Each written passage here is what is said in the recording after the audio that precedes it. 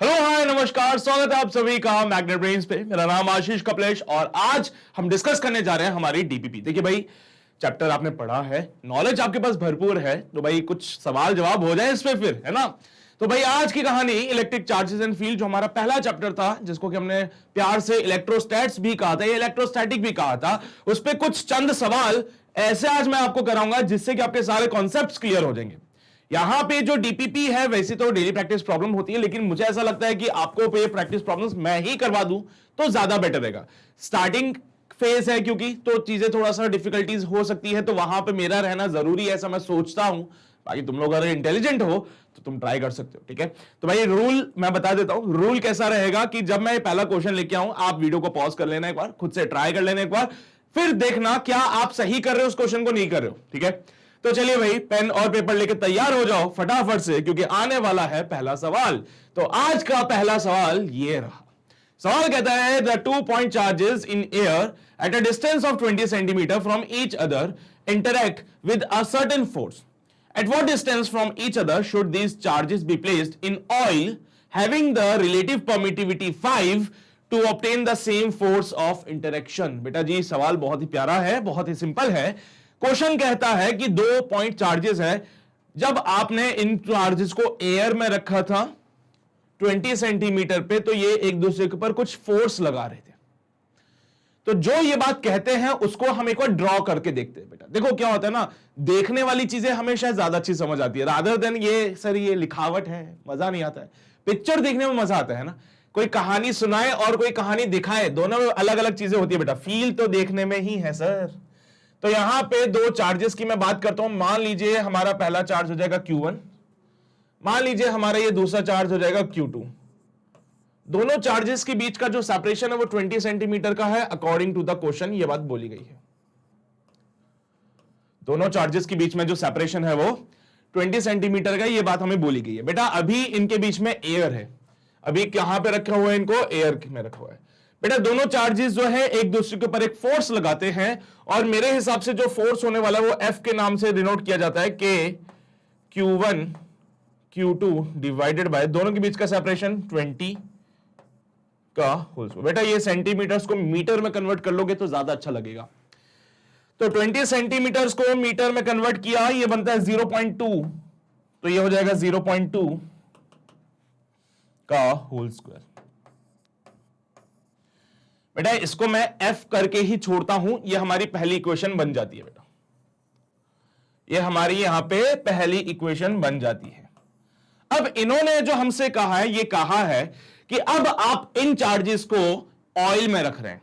अभी तक तो ये चार्जेस किस में थे, एयर में थे। अच्छा मैं इसको थोड़ा सा और सिंप्लीफाई करूं, क्योंकि यहां पे परमिटिविटी की बातें आने वाली है। बेटा कुछ बातें याद होगी परमिटिविटी की। के को हम लिखते हैं 1/4 पाई एप्सिलॉन नॉट। के की जगह पे आप लिखते हो 1/4 pi epsilon not. Epsilon not is the permittivity of air. Epsilon not जो होता है वो एयर की परमिटिविटी होती है। साथ में यहां पे Q1 Q2 डिवाइडेड बाय 0.2 का होल स्क्वायर, 0.2 का होल स्क्वायर। तो लो भैया ये हमारी पहली इक्वेशन बन गई यहां पे। तो फोर्स आ रहा है 1/4 pi epsilon naught Q1 Q2 divide by 0.2 का होल स्क्वायर। ये कब था, जब दोनों चार्जेस को आपने एयर में रखा था। कहानी में ट्विस्ट लेके आते। कहानी का ट्विस्ट क्या कहता है कि सब अब इन चार्जेस को आप जो है ऑयल में रख रहे हैं।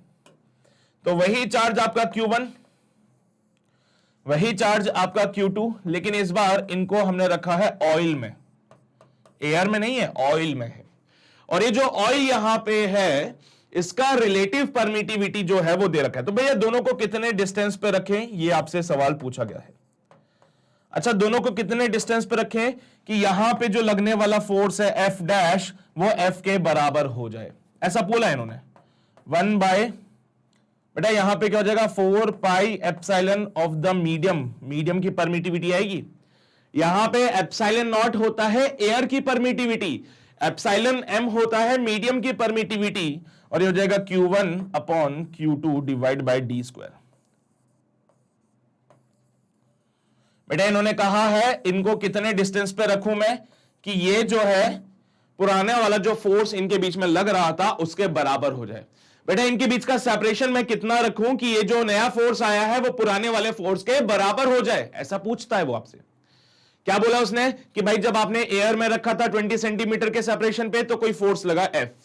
अब आपने ऑयल में इन चार्जेस को रखा है तो इनके बीच का सेपरेशन हम कितना रखें जिससे कि ये जो फोर्स है वो पुराने वाले फोर्स के बराबर हो जाए। तो भाई इनको बराबर करते हैं। According to the question it is said that,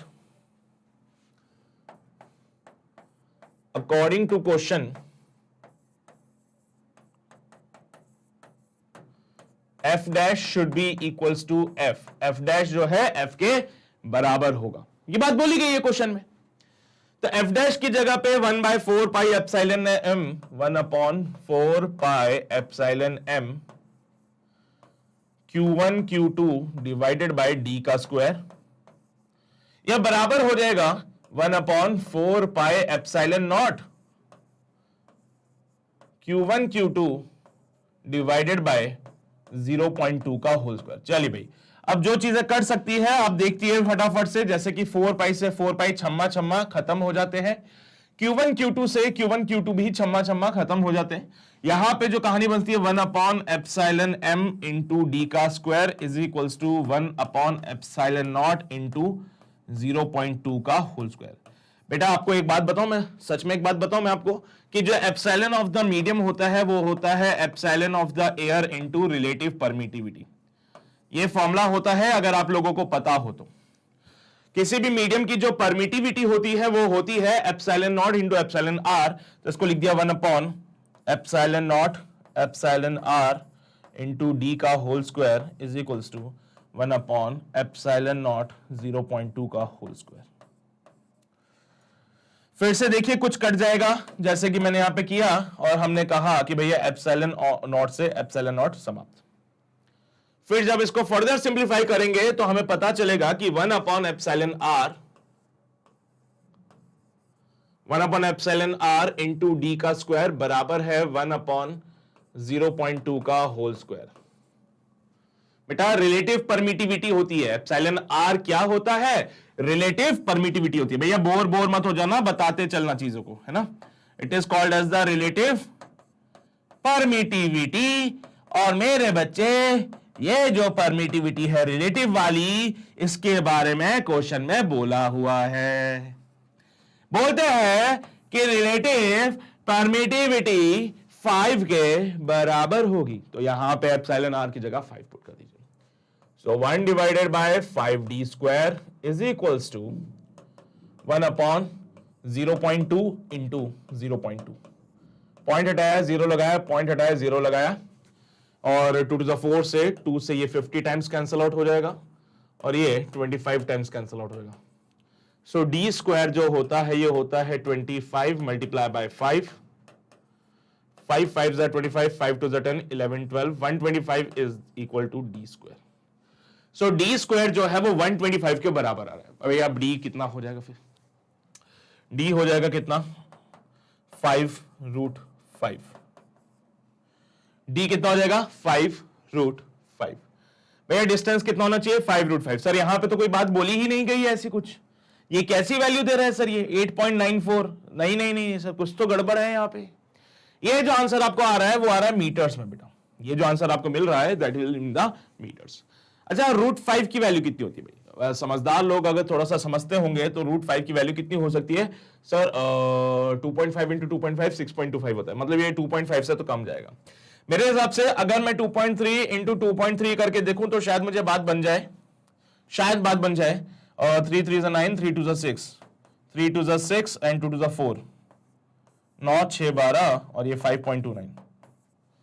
so around 2.2 भी ले सकते हैं, चलेगा मेरे हिसाब से, तो है ना। तो जो मुझे लग रहा है उसके हिसाब से 0.2 भी ले सकते हैं, कोई दिक्कत नहीं है, ठीक है। सो डी का जो वैल्यू मिल सकता है दैट विल बी 5 इंटू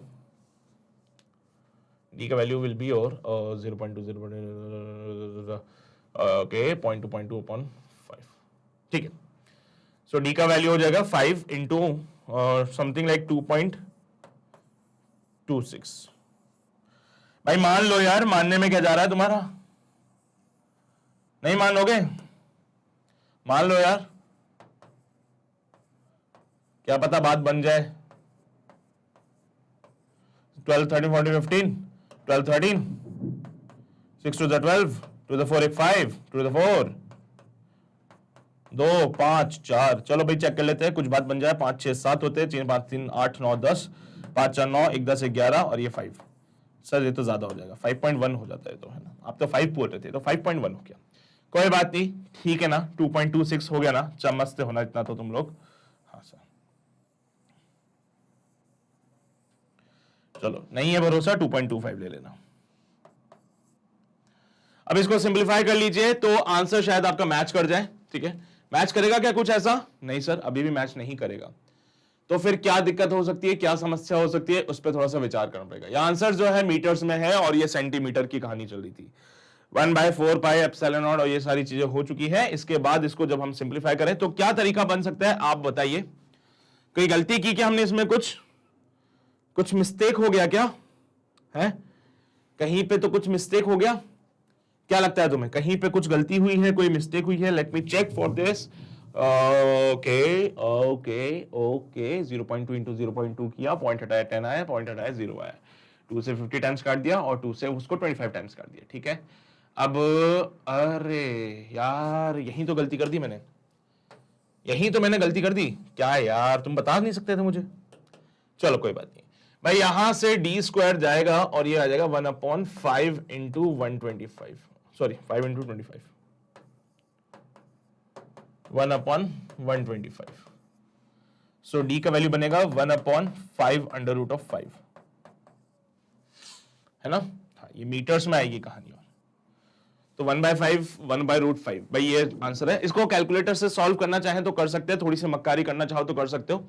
बाकी मेरे हिसाब से तो √5 की वैल्यू अगर मैं 2.2 ले लूं, है ना, जस्ट 2.2 ले लूं, सो डी का वैल्यू बनता है 1/5 इंटू 2.2। भाई ले लो यार, क्या दिक्कत है?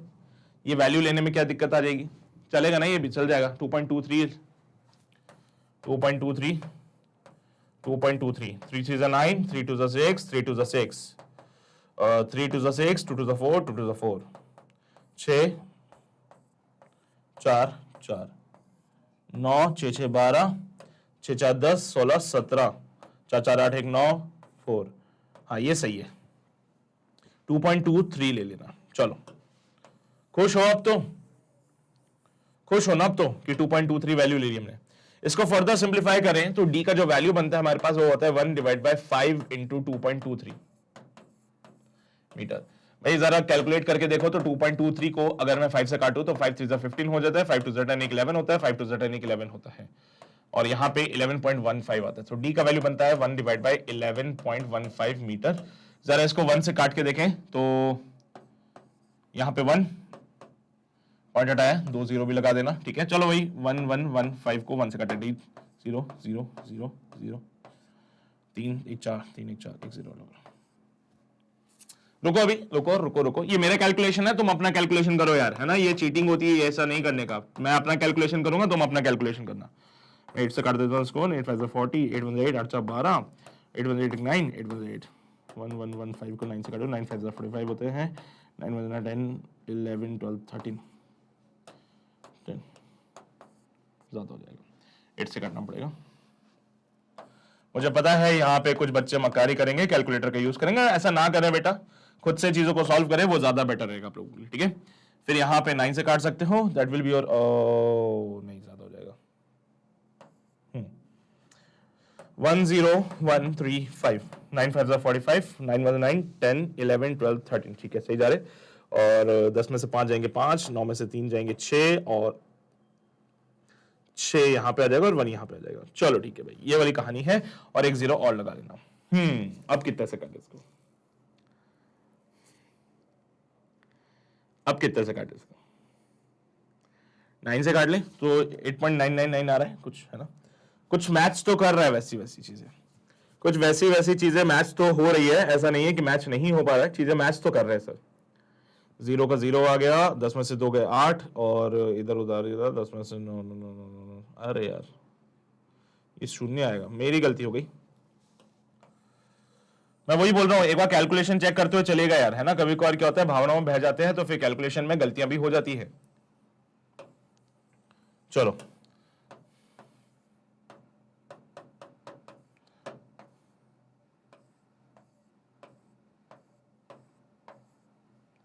2 3 5, ठीक है, 8 से क्या,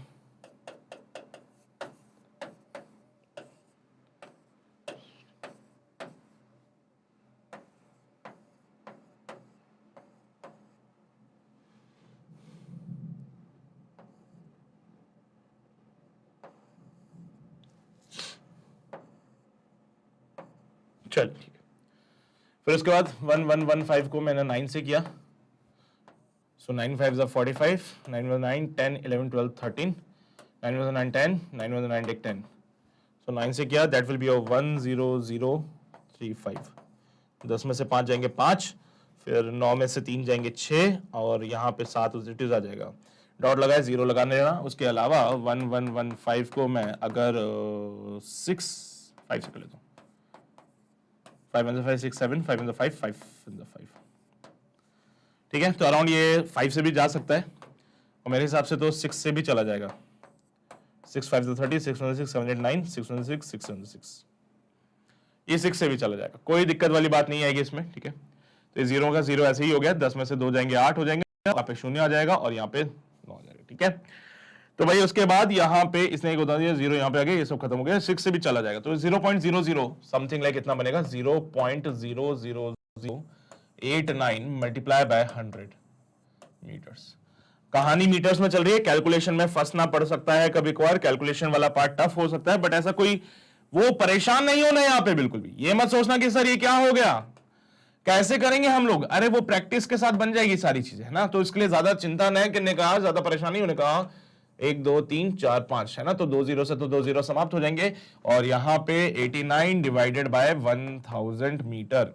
मैं क्या कहता हूं कि यहाँ पे it can be written as 8.9 into 10 की पावर माइनस का 2 मीटर, ऐसा लिख सकते हैं हम लोग। 8.9 इंटू 10 की पावर माइनस का 2 मीटर, ऐसा कुछ है ऑप्शन में तो देख लेना। 8.9 इंटू 10 की power minus 2 meter, option A नजर आ रहा है, ताला लगा देना, खत्म सवाल। कोई रॉकेट साइंस वैसा नहीं है, सिर्फ एक कैलकुलेशन वाला पार्ट है। और यार देखो, मैं ऐसा सोचता हूं कि अगर आप थोड़ा सा एफर्ट्स डाल रहे हो, अगर आप थोड़ा सा कंपटीशन लेवल पे भी बातें कर रहे हो, तो फिर थोड़ा सा कष्ट तो झेलना पड़ सकता है ना। तो वहां पे कैलकुलेशन वाला पार्ट है, एक बार चेक कर लीजिएगा। देखो एग्जाम में आपको कोई कैलकुलेटर वगैरह कुछ नहीं मिलने वाला है, कोई ऐसी चीजें नहीं मिलेगी जो आप सोच रहे हो कि यार मेरा काम आसान हो जाएगा। आपको खुद की ही आदत डालनी पड़ेगी, आपको खुद से ही चीजों को सिंप्लीफाई करना पड़ेगा, तो जाके आप इसको सॉल्व कर सकते हैं, ठीक है। तो ये सब हो चुका है, एक बार देख लो फटाफट से, छाप लो फटाफट से, कोई दिक्कत हो कोई परेशानी हो तो बता देना। ये सारी बातें लिखी हुई है, ये तुम्हारे सामने सब कुछ, ठीक है। पक्का कोई दिक्कत नहीं है, कोई परेशानी नहीं है। अगले क्वेश्चन की ओर बढ़ सकते हैं। क्वेश्चन नंबर 2 क्या कहता है, आओ जरा विचार करते हैं।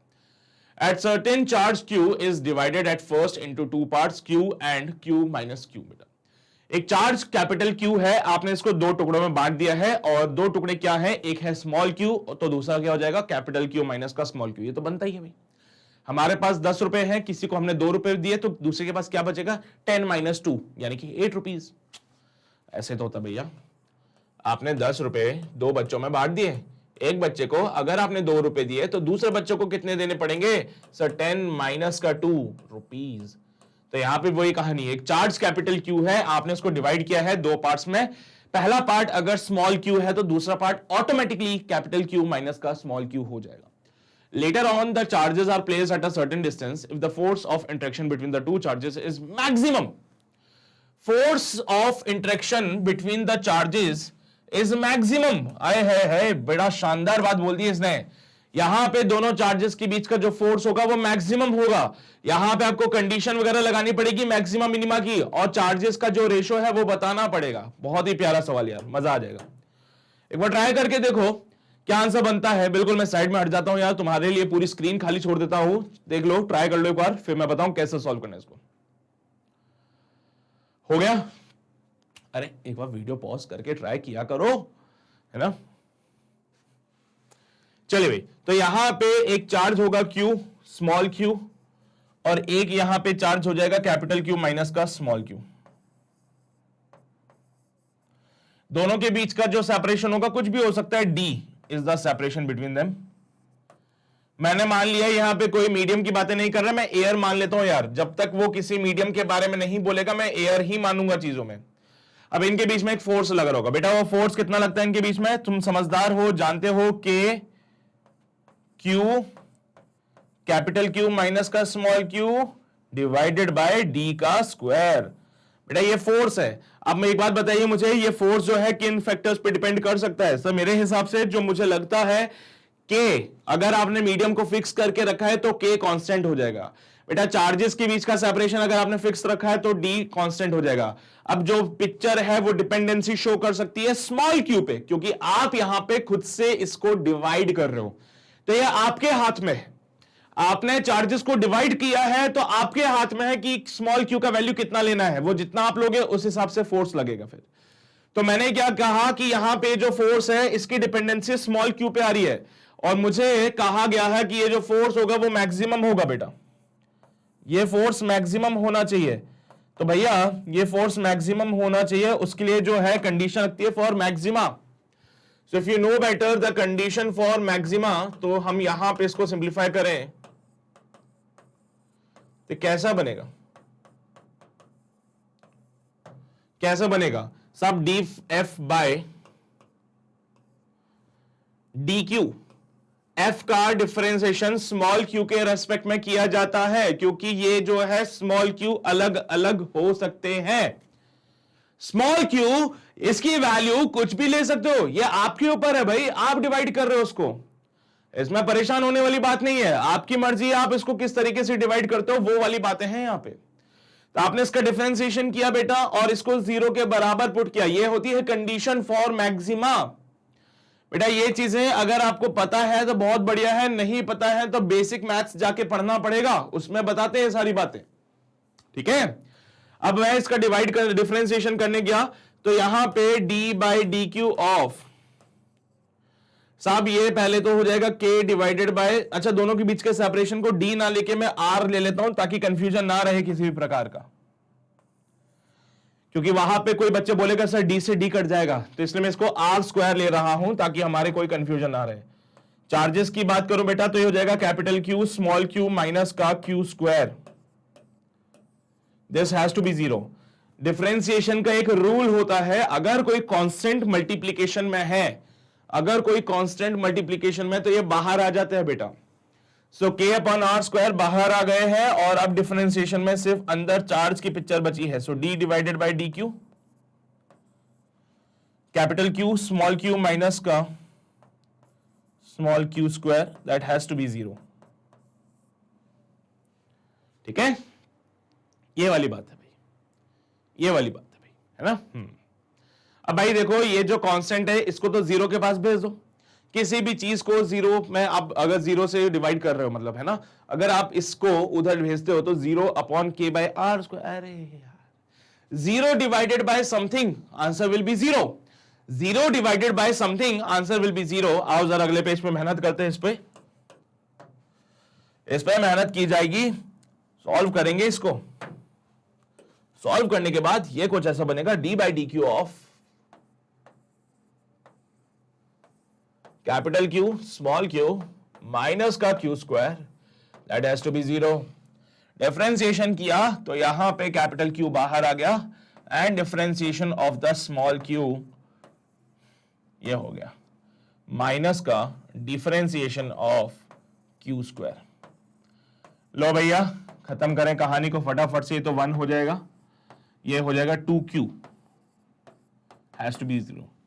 सो capital Q is equal to 2q, और ये जो रेशियो मांग रहे हैं उसके हिसाब से capital Q upon small q जो बनता है वो बनता है 2:1।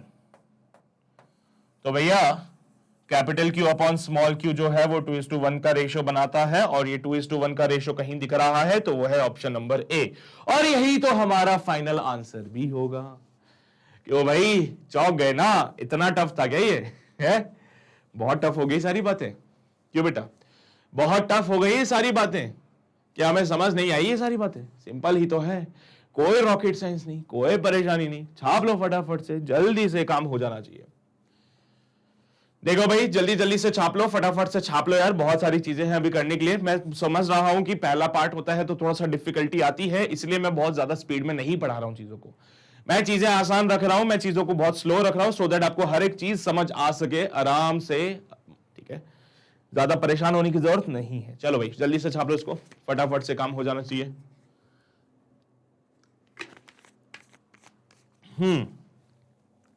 चलिए भाई, अब आगे बढ़ते हैं फटाफट से, अगला सवाल देख लेते हैं क्वेश्चन नंबर 2 के बाद। क्वेश्चन नंबर 3 क्या कहता है?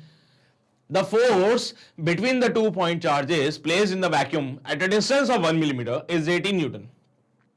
भाई यहां पे 2 पॉइंट चार्जेस है जिनको वैक्यूम में रखा है। बेटा एयर में रखो, वैक्यूम में रखो, एक ही कहानी चलती है दोनों सिचुएशन में। कितने डिस्टेंस पे है? 1 मिलीमीटर के डिस्टेंस पे रखा है और इनके बीच में फोर्स लग रहा है 18 न्यूटन का। If a glass plate of thickness 1 millimeter and the dielectric constant 6 is kept between the charges, then the new force between them would be। भैया बहुत शानदार सवाल बोल दिया गया है। 2 पॉइंट चार्जेस हैं यहां पे Q1 and Q2। So 2 point charges हैं यहां पे Q1 एंड Q2। बेटा दोनों को आपने रखा हुआ है 1 मिलीमीटर के सेपरेशन पे, 1 मिलीमीटर के सेपरेशन पे आपने इनको रखा है। इनके बीच में अभी ये वैक्यूम की बातें चल रही है। मैं वैक्यूम की स्पेलिंग एक बार चीटिंग कर लेता हूं यहां से। चलिए भाई हो गया। और कहा गया है इनके बीच में जो फोर्स लग रहा है वो है 18 न्यूटन का। बहुत शानदार। अब इन्होंने आपसे कहा गया है if the glass plate of thickness 1 millimetre. भाई अब इनके बीच में आपने क्या किया? एक ग्लास प्लेट रख दी, मतलब मान लो यहां पे Q1 वाला था और यहां पे Q2 वाला था। बेटा दोनों के बीच का सेपरेशन 1 मिलीमीटर का था, तो आपने इनके बीच में ग्लास प्लेट रख दी है जिसका डाई इलेक्ट्रिक कांस्टेंट जो है वो कितना है? 6। डाई इलेक्ट्रिक कांस्टेंट इसका कितना है? 6 है बेटा। दो चार्जेस के बीच में, this is the glass plate. बेटा ग्लास प्लेट की थिकनेस कितनी है? जितनी चार्जेस के बीच का सेपरेशन था, चार्जेस के बीच का सेपरेशन 1 मिलीमीटर, तो ग्लास प्लेट भी हमारी है 1 मिलीमीटर थिक है। लेकिन इस बार क्या है सर? डाइलेक्ट्रिक कांस्टेंट 6 रखा है। Then the new force between them would be. तो भैया यहां पे अब फोर्स की वैल्यू बताना कितनी होती है। फोर्स कितना हो जाएगा? बेटा तरीके तो 2 है इसको सॉल्व करने के। अगर आप थोड़ा सा समझदार हैं, थोड़ा सा इंटेलिजेंट है, डायरेक्टली समझते होंगे कि अगर आपने चार्जेस के बीच में मीडियम को प्लेस किया है तो फोर्स जो होता है वो होता है वैक्यूम वाला force divided bye dielectric constant. मैं इसका एक फॉर्मूला लिख देता हूं पर आप उसका पूरा समझिएगा बात को, है ना। बेटा मीडियम अगर आपने कोई इंट्रोड्यूस किया है तो उस केस में जो फोर्स होता है वो होता है एयर या फिर वैक्यूम वाला force divided by dielectric constant. ये फॉर्मूला आया कहां से सर? जरा बताएंगे, थोड़ा सा इलेबोरेट करेंगे इसको थोड़ा सा। हाँ बिल्कुल कर देते हैं। ये फॉर्मूला आया कहां से? मीडियम जब आपने प्लेस किया है तो उस केस में जो फोर्स लग रहा है वो बराबर होगा एयर या फिर वैक्यूम के केस में जो फोर्स है divided by dielectric constant. अब ये सर कहां से आया, कैसे आया, वो बता दीजिए। देखिए बेटा होता क्या है कि जब हम एयर की बात करते हैं या फिर वैक्यूम की बात करते हैं तो फॉर्मूला बनता है 1/4 पाई एप्सिलॉन नॉट। दो चार्जेस Q1 Q2 हो जाएंगे और दोनों के बीच का सेपरेशन R हो जाएगा। ये हमने कर दिया। वहीं अगर आपने एयर के अलावा कोई मीडियम को इंसर्ट किया है तो ये हो जाएगा F medium is equals to 1/4 pi epsilon of the medium into Q1/Q2 divided by R का स्क्वायर। जब एयर होता है या वैक्यूम होता है तो वहां पे एप्सिलॉन नॉट आता है और जब कोई और मीडियम आता है तो एप्सिलॉन m आता है। बाकी रिश्ता क्या है? रिश्ता तो सर ऐसा है कि सर यहां पे एप्सिलॉन m को epsilon not into epsilon r लिखा जा सकता है। हाँ रिश्ता तो ये है कि ये जो एप्सिलॉन m है ना इसकी जगह पे epsilon not into epsilon r लिखा जा सकता है और बाकी की कहानी तो वैसे ही चल रही। फिर Q1 Q2 divided by R का स्क्वायर, बाकी कहानी तो वैसे ही चल रही है। फिर देखिए साहब क्या होता है, ये जो एप्सिलॉन R है ना इसको रिलेटिव परमिटिविटी कहते हैं। इसको हम लोग रिलेटिव परमिटिविटी कहते हैं। नाम तो सुना ही होगा तुम लोगों ने। और असल में यही हमारा डाइलेक्ट्रिक कांस्टेंट भी होता है,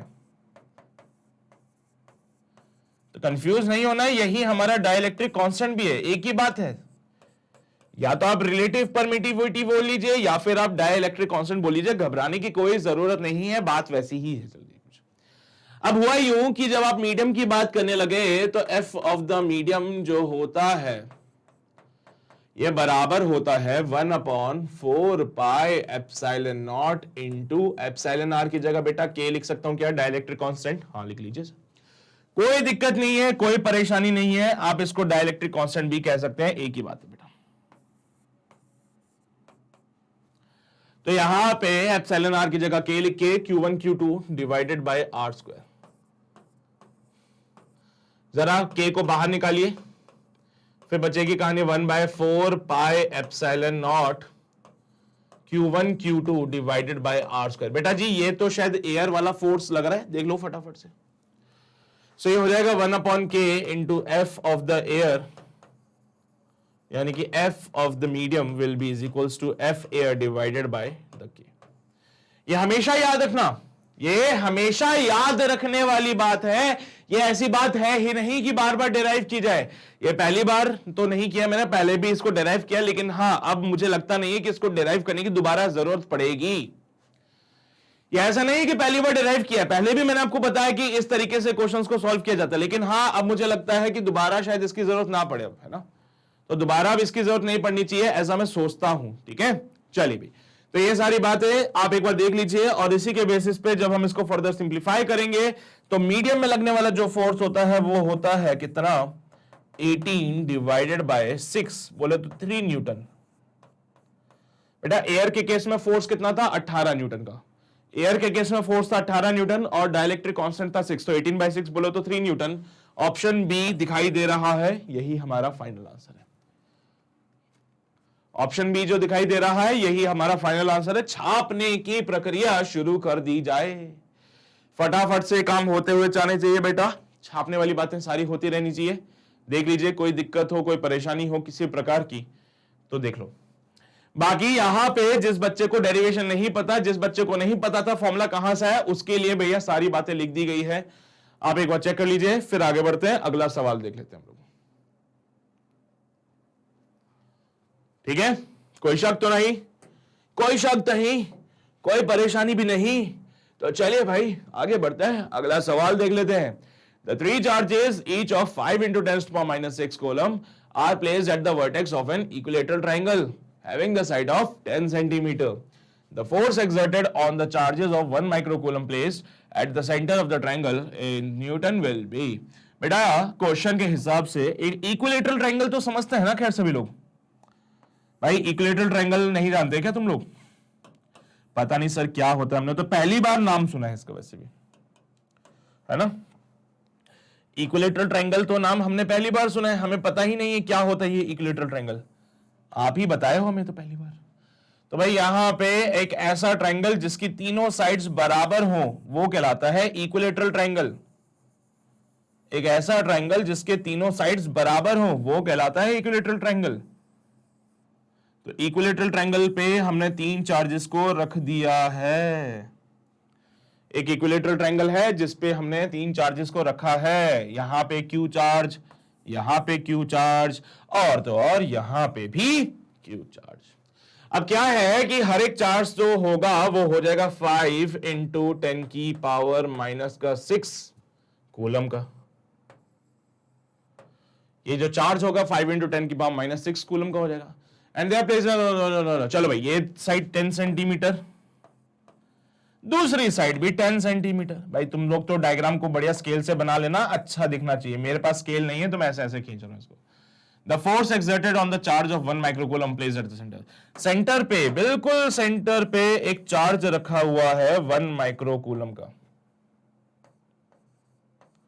है ना। सेंटर पे बिल्कुल एक चार्ज रखा हुआ है, that will B Q dash, such that this Q dash is your 1 into 10⁻⁻6 coulomb।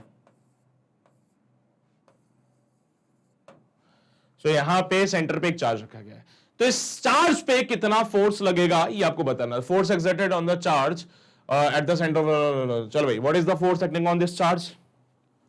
What is the force acting on the charge Q dash? कितना फोर्स लगेगा? थोड़ा सा विचार करो, थोड़ा सा सोच लो, बताओ भाई क्या आंसर बन सकता है इसका? Any ideas? एनीवन? कोई भी कुछ भी सोच सकता है। देखो भाई, मुझे जो लगता है मैं उसको हिसाब से सोचता हूं, तो ये सेंट्रोइड है, और सेंट्रोइड होने के नाते इसकी जो डिस्टेंस होगी from the vertex will be same. यानी कि अगर ये डिस्टेंस d है तो ये वाली डिस्टेंस भी d होगी और ये डिस्टेंस भी d होगी बेटा। वैल्यूज क्या है, फर्क नहीं पड़ता उससे भी, फिलहाल इस पे कोई फर्क नहीं पड़ता है। इतना मैं समझ चुका हूं क्योंकि वो उस ट्राइंगल के सेंटर पे है, तो हर एक वर्टेक्स से, हर एक कॉर्नर से the distance will be same. ये डिस्टेंस d है, ये भी डिस्टेंस d है, ये भी डिस्टेंस d है। तो जो बराबर जो दूरियां हैं बेटा, वो दूरियां तो बराबर बराबर बराबर की ही है। अब ऐसा है तो भैया मैं इनको नाम दे दूं, ये पहला चार्ज, ये दूसरा चार्ज और ये तीसरा चार्ज। तो भाई पहला चार्ज, दूसरा चार्ज और ये तीसरा चार्ज हो गया। सारे पॉजिटिव चार्ज है, सब पॉजिटिव है, रिपेल करेंगे। पहले वाले ने इस पे फोर्स लगाया इधर की तरफ F1, दूसरे वाले ने इस पे फोर्स लगाया इधर की तरफ F2, तीसरे वाले ने इस पे फोर्स लगाया इधर की तरफ F3। अब बेटा जी मैं काम करता हूं, बाकी सारी चीजें हटा देता हूं, जो फोर्स लग रहे हैं सिर्फ उनको बना देता हूं। तो मान लीजिए दिस इज द पॉइंट, एक फोर्स नीचे लग रहा है F1, एक फोर्स इधर लग रहा है F2 और एक फोर्स इधर लग रहा है F3। बेटा what are the angles between these forces? इन फोर्सेस के बीच में एंगल कितना होगा? सर जरा देखें तो ये पूरा 60 डिग्री का था, तो ये 30 डिग्री हो जाएगा, ये 90 डिग्री हो जाएगा, तो बचा ये कितना, 60 डिग्री। सेम कहानी इधर भी हो जाएगी, ये 30 डिग्री का हो जाएगा, ये 90 डिग्री का हो जाएगा, तो ये भी कहानी हो जाएगी 60 डिग्री की। तो बेसिकली मैं एक बात तो समझ रहा हूं सर, ऐसी बातें यहां पे भी देखने को मिलती हैं, ये 30 डिग्री, ये 90 डिग्री और ये 60 डिग्री। आप एक चीज देख रहे हैं कि दो फोर्सेस के बीच का जो ये एंगल बनता है, ये बनता है 120 डिग्री का। कैसे सर? ये देखिए 60 degree plus 60 degree 120 degree. Similarly ये भी 120 डिग्री का और ये भी 120 डिग्री का। तो तीन फोर्सेस मेरे पास आ चुके हैं, F1 F2 F3। बेटा कचरा हो गया होगा ना इसमें थोड़ा सा, मैं इसको साफ करवा देता हूं, कोई दिक्कत नहीं।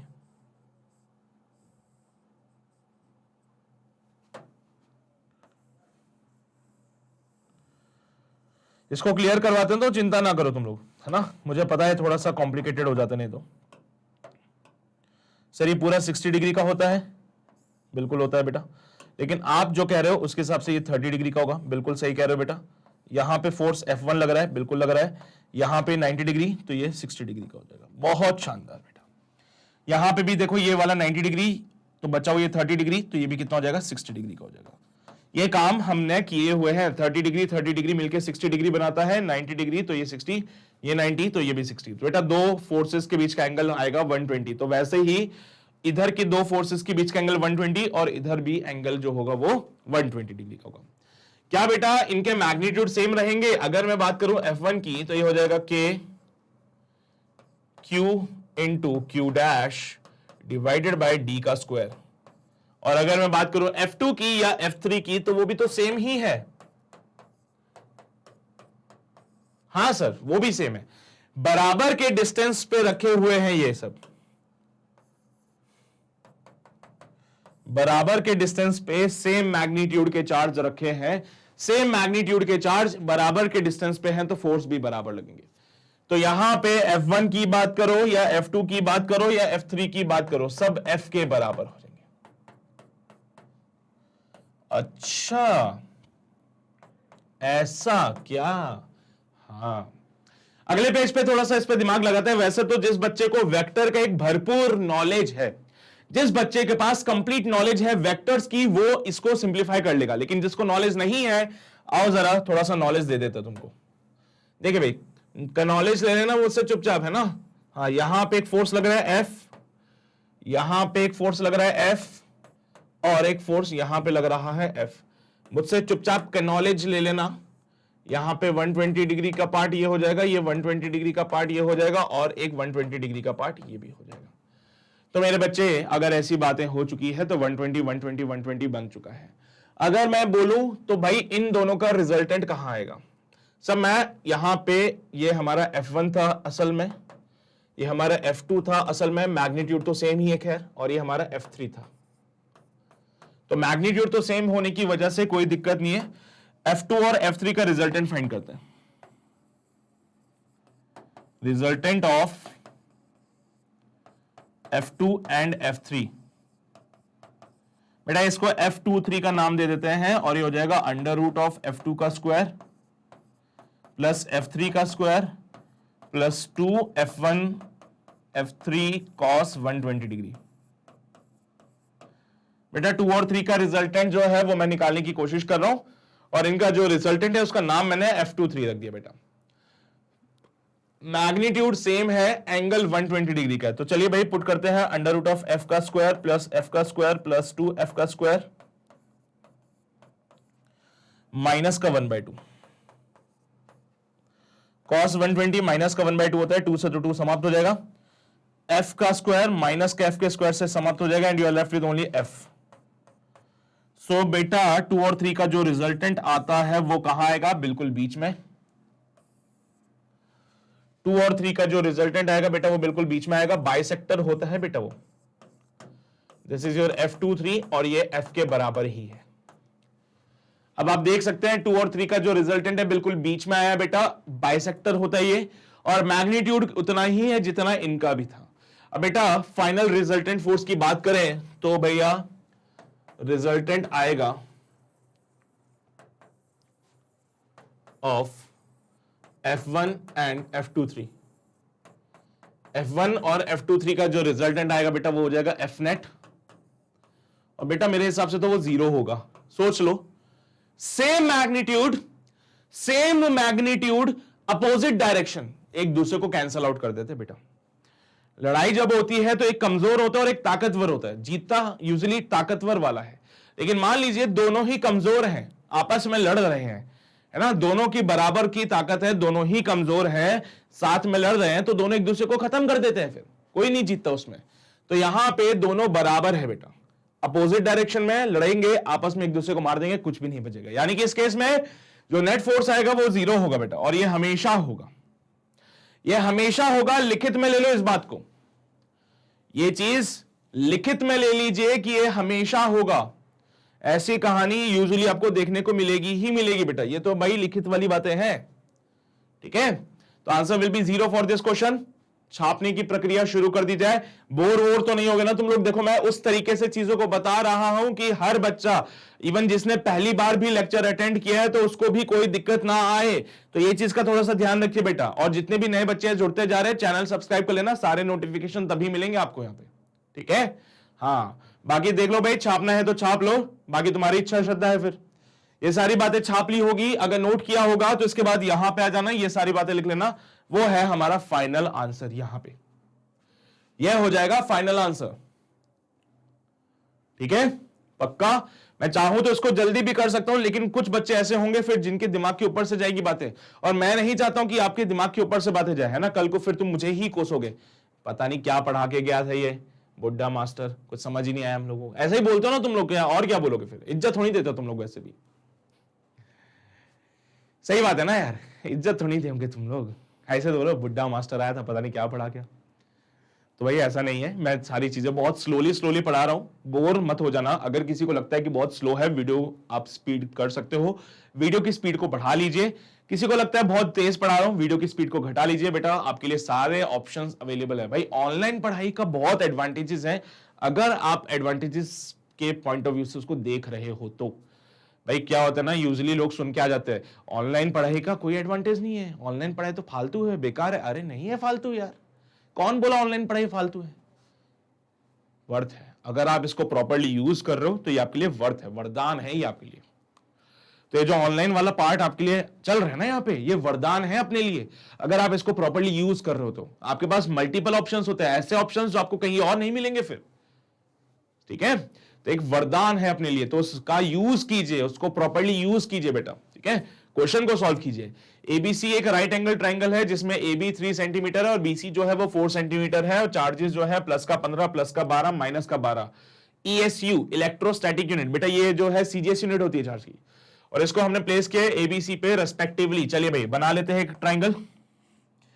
एक राइट एंगल ट्राइंगल की बातें वो कर रहा था, तो हमने भी एक राइट एंगल ट्राइंगल बना डाला। So this is your right angle triangle. यहां पे let us say this is your A, B and this will be your C. A पे प्लस का 15 ESU का चार्ज रखा हुआ है, बी पे प्लस का 12 ESU का चार्ज रखा हुआ है और सी पे माइनस के 12 ESU का चार्ज रखा है। बेटा इसमें इनके हिसाब से AB जो है वो 3 सेंटीमीटर है और BC जो है वो 4 सेंटीमीटर है। भाई साहब पाइथागोरस अंकल की ट्रिपलेट लगती है इसमें। आपको याद हो तो यहां पे ट्रिपलेट लगाई जा सकती है पाइथागोरस 3 4, तो ये वाली कितनी बनेगी 5 सेंटीमीटर। ये होता ही है और नहीं है भरोसा पाइथागोरस थ्योरम लगा लेना बेटा। हाइपोटेन्यूस का स्क्वायर होता है परपेंडिकुलर का स्क्वायर प्लस बेस का स्क्वायर। नहीं है भरोसा तो करके देख लो। हाइपोटेन्यूस जो होता है बेटा होता है परपेंडिकुलर का स्क्वायर प्लस बेस का स्क्वायर और इसको पूरे का अंडर रूट, उससे 5 आंसर ही मिलेगा। अब यहां पे बोला गया the magnitude of the force experience by the charge at the B point पे जो चार्ज रखा हुआ है ना उस पर कितना फोर्स एक्सपीरियंस हो रहा है। बी पॉइंट पे जो चार्ज रखा है बेटा प्लस का 12 ESU का, ये कितना फोर्स एक्सपीरियंस कर रहा है आओ जरा चेक करते हैं। ये पॉजिटिव का ये भी पॉजिटिव का, तो ए का फोर्स यहां पे लगेगा। This is the force on B because of the A, FBA। C वाला अट्रैक्ट करेगा, this is the force on B because of the C. क्या मुझे कोई और चीज फाइंड करनी है? कोई चीज और फाइंड नहीं करनी है, काफी है, ये काफी है बेटा, कोई दिक्कत नहीं है। यहां तक ये सारी बातें आ चुकी है आपके पास में, ठीक है। चलिए भाई बहुत बढ़िया साहब, ओके ठीक है, कोई दिक्कत नहीं, पक्का कोई दिक्कत नहीं। अब यहां पे अगर आप देखें तो FBA जो होगा वो कितना हो जाएगा K into QA into QB। FBA जो होता है वो होता है FBA K into QA into QB divided by, बेटा AB का सेपरेशन है 3 सेंटीमीटर। अभी आप इसको जो है देखिए आंसर उसको जो चाहिए वो डायन में चाहिए, मतलब सब कुछ CGS में चल रहा है। ESU is the CGS unit of the charge, ESU is the CGS unit of the charge, dyne is the CGS unit of the force and centimetre is the CGS unit of the centimetre. सब कुछ CGS में चल रही चीजें, conversion करने की कोई जरूरत नहीं है। कोई बच्चा अगर सोच रहा है कि सर मैं स्मार्ट बनूंगा इंटेलिजेंट बनूंगा कन्वर्जन करके, कोई जरूरत नहीं है करने की। सिमिलरली अगर मैं FBC की भी बात करूं तो FBC will be given bye K into QB into QC divided by 4 का स्क्वायर। यार अगर मैं इसको साइन के साथ पुट करूं तो बात बन जाएगी शायद, है ना, क्योंकि मुझे तो मैग्नीट्यूड फाइंड करना है तो फिर साइन की जरूरत नहीं पड़ेगी वैसे। तो K इंटू QA की जगह 15, QB की जगह 12 डिवाइडेड बाय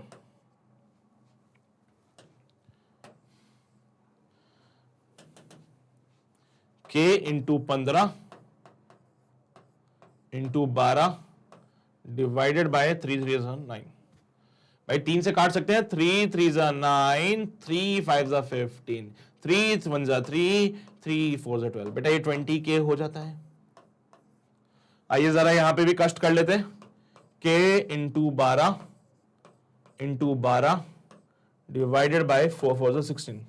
चलिए भाई काटते हैं, 4 3 12, 4 4 16, 4 1 4, 4 3 12। तो ये 9K यहां पे बन जाएगी बेटा, ठीक है। तो ये क्या बन गया 9K बन गया है अपने पास में। अभी K का वैल्यू एयर है, एयर के लिए वैसे तो 9 इंटू 10 की पावर 9 होता है, बट वो न्यूटन पर मीटर स्क्वायर में है ना, ऐसे चलता है वो। यहां पे सर हमें जो है वो सारी चीजें ESU में दे रखी है। अब अगर ये सारी बातें ESU में है तो हमें इसको भी ESU में ही कन्वर्ट करना पड़ेगा बेटा। अभी वो कैसे करोगे वो आप देखिए, सारी बातें ESU में है और इवन जो आंसर इनको चाहिए वो भी डाइन में चाहिए, मतलब वो नहीं चाहते कि आप कोई ऐसा यूनिट की बातें करें। तो K का वैल्यू भी आपको पुट करना पड़ेगा ESU के फॉर्मेट में ही बेटा, ठीक है। तो K का जो वैल्यू है वो भी आपको इसी फॉर्मेट में पुट करना पड़ेगा बेटा इसको। या तो एक काम कर सकते हैं हम लोग, क्या बेटा कितना होगा K का वैल्यू? अगर मैं कन्वर्जन फैक्टर की बात करूं तो मुझे K का वैल्यू बता सकते कितना हो सकता है? सोचना पड़ेगा कुछ, है ना, सोचना पड़ेगा। K का वैल्यू ESU से कूलम में कन्वर्जन आता होगा तो बात बन जाएगी, बाकी वो डायन है, न्यूटन का डायन में कन्वर्जन करना पड़ेगा। वैसे K का जो वैल्यू होता है वो तो 9 इंटू 10 की power 9, newton metre square plus upon में कूलम का स्क्वायर। आपको इसको कन्वर्ट करना पड़ेगा, डायन, और ये मीटर है इसको सेंटीमीटर में करो, ये कूलम है इसको ईएसयू में करो, फिर उसके बाद सॉल्व करोगे तो आंसर मिलेगा। और ट्राई करके देखो क्या आंसर बनता है इसका। क्या कुछ विचार? अरे यार कन्वर्जन करना है भैया, नहीं आता है कोई बात नहीं, मैं बताऊं मैं क्यों हूं, फिर मैं क्यों हूं भाई मैं इसलिए ही तो हूं कि तुम्हें कन्वर्जन बता सकूं। 9 इंटू 10 की पावर 9 न्यूटन मीटर स्क्वायर पर कूलम स्क्वायर। चलिए भैया इसको जरा सीजीएस में कन्वर्ट करके देखते हैं, के का वैल्यू कितना आता है सीजीएस में, 9 इंटू 10 की पावर 9। अच्छा न्यूटन को अगर मैं कन्वर्जन करूं तो ये होता है 10 की पावर 5 डाइन, 1 न्यूटन जो है 10 to पावर 5 डाइन के बराबर होता है। अगर मैं मीटर स्क्वायर का करूं तो 1 मीटर में 100 सेंटीमीटर होते हैं, तो ये हो जाएगा 100 का स्क्वायर और ये सेंटीमीटर स्क्वायर हो जाएगा। अच्छा यहां पे दूसरी बात और आ चुकी है कि सर ये कूलम है, एक कूलम, अच्छा कूलम का स्क्वायर था ना, सॉरी हाँ कूलम का स्क्वायर था, वहां भी स्क्वायर किया कूलम का। हाँ सर एक कूलम में कितना ईएसयू होता है? बेटा आपको बता दूं एक कूलम में 3 इंटू 10 की पावर 9 ईएसयू होता है। एक कूलम में 3 इंटू 10 की पावर 9 ईएसयू होता है, तो कूलम है तो 3 इंटू 10 की पावर 9 का होल स्क्वायर, यहां पे ईएसयू का होल स्क्वायर हो जाएगा। तो चलिए भैया सारी चीजों को एक साथ कर लेते हैं, जैसे कि मैंने यहां पे किया 9 इंटू 10 की पावर 9 इंटू 10 की पावर 5 इंटू 10 की power 4 dyne centimetre square upon ईएसयू का स्क्वायर, और अपॉन में बेटा इसका स्क्वायर करोगे 9 इंटू 10 की पावर 9 इंटू 10 की पावर 9। सॉल्व किया, काटा पीटा किया, जब हमने ऐसा काम किया तो दिख रहा है मुझे कि जब सबको सिंप्लीफाई करें सो के का जो वैल्यू बनता है वो बनता है 1 dyne centimetre square divided by ईएसयू square.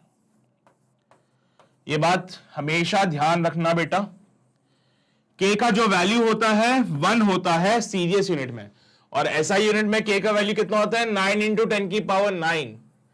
तो के का जो वैल्यू है बेटा ये पता है ना डायरेक्ट कांस्टेंट होता है ना, हाँ कूलम्स कांस्टेंट, प्रोपोर्शनलिटी कांस्टेंट था कूलम्स लॉ में। बेटा ये जो कांस्टेंट है इसकी जो वैल्यू एसआई यूनिट की अगर मैं बात करूं, सो इन एसआई सिस्टम या फिर इन एसआई यूनिट इसकी जो वैल्यू बनेगी बेटा होगी 9 इंटू 10 की पावर 9। लेकिन वहीं पे अगर मैं इसकी बात करूं सीजीएस यूनिट में, सो सीजीएस यूनिट में इसकी जो वैल्यू बनती है वो बनती है 1। बाकी कूलम और ईएसयू में एक रिलेशन होता है, ये आपको पता होना चाहिए बेटा, ये रिलेशन अगर नहीं पता होगा तो फिर काम खराब हो सकता है, ठीक है। वो रिलेशन पता है, के का वैल्यू पता चल चुका है। आओ जरा फिर से अपने फॉर्मूले पे चलते हैं फिर से। यहां पे देखिए बेटा एफ बी ए जो आ रहा है वो आ रहा है 20 कूलम, और एफ बी सी जो आ रहा है वो आ रहा है 9 कूलम। मुझे तो नेट फोर्स चाहिए सर, मैंने ऑलरेडी यहां पे मैग्नीट्यूड वाली बातें कंसीडर करके रखी है। दोनों फोर्सेस एक दूसरे के परपेंडिकुलर है बेटा, दोनों फोर्सेस एक दूसरे के परपेंडिकुलर है। जरा रिजल्टेंट तो निकाल के देखें इसका। तो साहब पहली चीज तो इनको सॉल्व कर लेते हैं, तो ये कितना हो जाएगा, एफ बी ए हो जाएगा 20 और एफ बी सी हो जाएगा 9। सो एफ बी ए का जो मैग्नीट्यूड आ रहा है ये आएगा 20 डायन, क्योंकि के का वैल्यू कितना है बेटा 1, के का वैल्यू कितना है 1, वहां पे के की जगह 1 पुट किया तो एफ बी ए आ रहा है 20 डाइन, एफ बी सी हो जाएगा 9 डाइन। तो एफ बी सी का जो मैग्नीट्यूड है ये हो जाएगा 9 dyne. So let's solve it again. यहां पे अगर मैं रिजल्टेंट की बात करूं तो ये हो जाएगा under root of F B A का square plus F B C का स्क्वायर, एफ बी ए का square plus F B C का स्क्वायर। बेटा दोनों फोर्सेस एक दूसरे के परपेंडिकुलर है, मैंने सिर्फ इनके मैग्नीट्यूड्स को फाइंड किया, ठीक है, ज्यादा कुछ नहीं, मैंने सिर्फ इनके मैग्नीट्यूड्स को फाइंड किया है और उसी के बेसिस पे जो है वो रिजल्ट बता रहा हूं आपको, ठीक है। चलिए भाई ठीक है, चलिए अब जब यहां पे इसको सिंप्लीफाई किया तो 20 का स्क्वायर तो भैया अंडर रूट ऑफ 400 आता है, हाँ ये तो पता है। 9 का आता है 81, तो ये हो जाएगा under root of 481, under root of 481। बेटा किसका स्क्वायर करें, ऑप्शंस आपके पास अवेलेबल है, इनमें से किसका स्क्वायर करें कि 481 के अराउंड कुछ वैल्यू आ जाए। अगर मैं 35 इंटू 35 करता हूं तो शायद मुझे कुछ वैल्यूज मिल जाए, एक बार चेक कर लेते हैं। 16 17 है ना, और 5 3 15, 3 3 9, 10 हो जाते हैं। नहीं बनेगा। अगर मैं 22 इंटू 22 करूं तो शायद बात बन जाए, है ना। कितना होगा 44 और ये भी 44 और 4 4 4 4 8 484, ये 484 के लगभग कुछ आ रहा है, तो ये बात बन सकती है। तो इसको जब सिंप्लीफाई करेंगे अप्रोक्सीमेटली बेटा ये 22 डाइन के लगभग आंसर आएगा। अप्रोक्सीमेशन में आंसर आएगा बेटा इसका। जब आप इसको सिंप्लीफाई करेंगे तो अप्रोक्सीमेटली आपको इतनी ही वैल्यू मिलेगी बेटा। 22 इंटू 22 करना, कुछ 484 समथिंग वैल्यू मिलती है इसमें। So answer will be your option number C, क्योंकि 22 इंटू 22 करने से आंसर मिलता है 484, जो उसके ऑलमोस्ट नियर बाई है बेटा। वो आपका 480 बना रहा है, ये 484 है, तो नियर बाई है तो चलेगा। क्योंकि और बाकी ऑप्शंस आप देखिए गैप में है, 35 125 22 0 गैप है, अच्छा खासा गैप है। ऑप्शंस में अगर आपके पास ऐसे गैप्स आते हैं, ऑप्शंस में अगर ऐसे गैप दिख रहे हैं तो कोई दिक्कत नहीं है, आराम से आंसर टिक लगा देना। लेकिन मान लो ऐसा कुछ हो जाए कि गैप छोटे छोटे हो जाए, मान लो कोई एक और ऑप्शन आ जाए जो कहेगा कि साहब ये तो 21 होगा, अब क्या करें? तो फिर आपको सिंप्लीफाई करना पड़ेगा, आपको पूरा सॉल्व करना पड़ेगा, जो उसका नियरेस्ट आंसर होगा उसी पर टिक लगाना पड़ेगा फिर आपको। ठीक है, बहुत टफ है क्या ये चीजें बेटा? बस ये तो यहां पे सीजीएस में चला पूरा सिस्टम, ये पूरा क्वेश्चन जो है सीजीएस सिस्टम में चल रहा था, बस उसके अलावा और कुछ भी नहीं है। यहां पे कुछ नई बातें पता चली हैं अपने को, वो नई बातें ये है कि सब के का जो वैल्यू है वो सीजीएस में जो होगा वो 1 होगा। अगर आपको पहले से पता है बहुत बढ़िया बेटा, बहुत शानदार। जिनको नहीं पता उनके लिए तो नया है एटलीस्ट, है ना। तो भाई देख लेना, छाप लेना। एक कूलम जो होता है वो 3 × 10⁹ ESU के बराबर होता है। ESU is the CGS unit of the charge, coulomb is the SI unit of the charge. बड़ा सिंपल सा कॉन्सेप्ट है इसमें, ठीक है। देख लो फटाफट से बेटा, कोई दिक्कत तो नहीं, कोई परेशानी तो नहीं, सब बढ़िया चल रहा है यहां पे। देख लो फटाफट से, हो गया, ये भी हो गया, चलिए भी बहुत बढ़िया। सो कहानी क्वेश्चन नंबर 5 की हुई समाप्त। अब आगे बढ़ते हैं क्वेश्चन नंबर 6 की ओर आते हैं। According to the question 5 × 10⁵ lines of electric flux are entering in a closed surface. भैया कोई क्लोज्ड सरफेस है, उसमें कितनी फील्ड लाइंस एंटर कर रही है? 5 × 10⁵, और कितनी बाहर जा रही है? वो है 4 × 10⁵। The charge comes out of the surface of the charge enclosed by the surface. बेटा तो सरफेस के अंदर कितना चार्ज है ये बताना है अपने को। मान लो ये कोई क्लोज्ड सरफेस है, मान लिया इसमें जो फील्ड लाइंस अंदर आ रही है, जो फ्लक्स अंदर आ रहा है ना, और एक फ्लक्स जो बाहर आ रहा है, दोनों में डिफरेंस बेटा, है ना।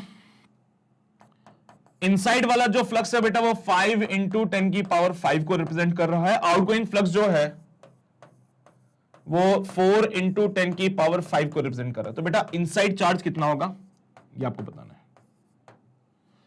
इनसाइड चार्ज कितना होगा ये आपको बताना है बेटा। गॉस लॉ से ये बात साबित होती है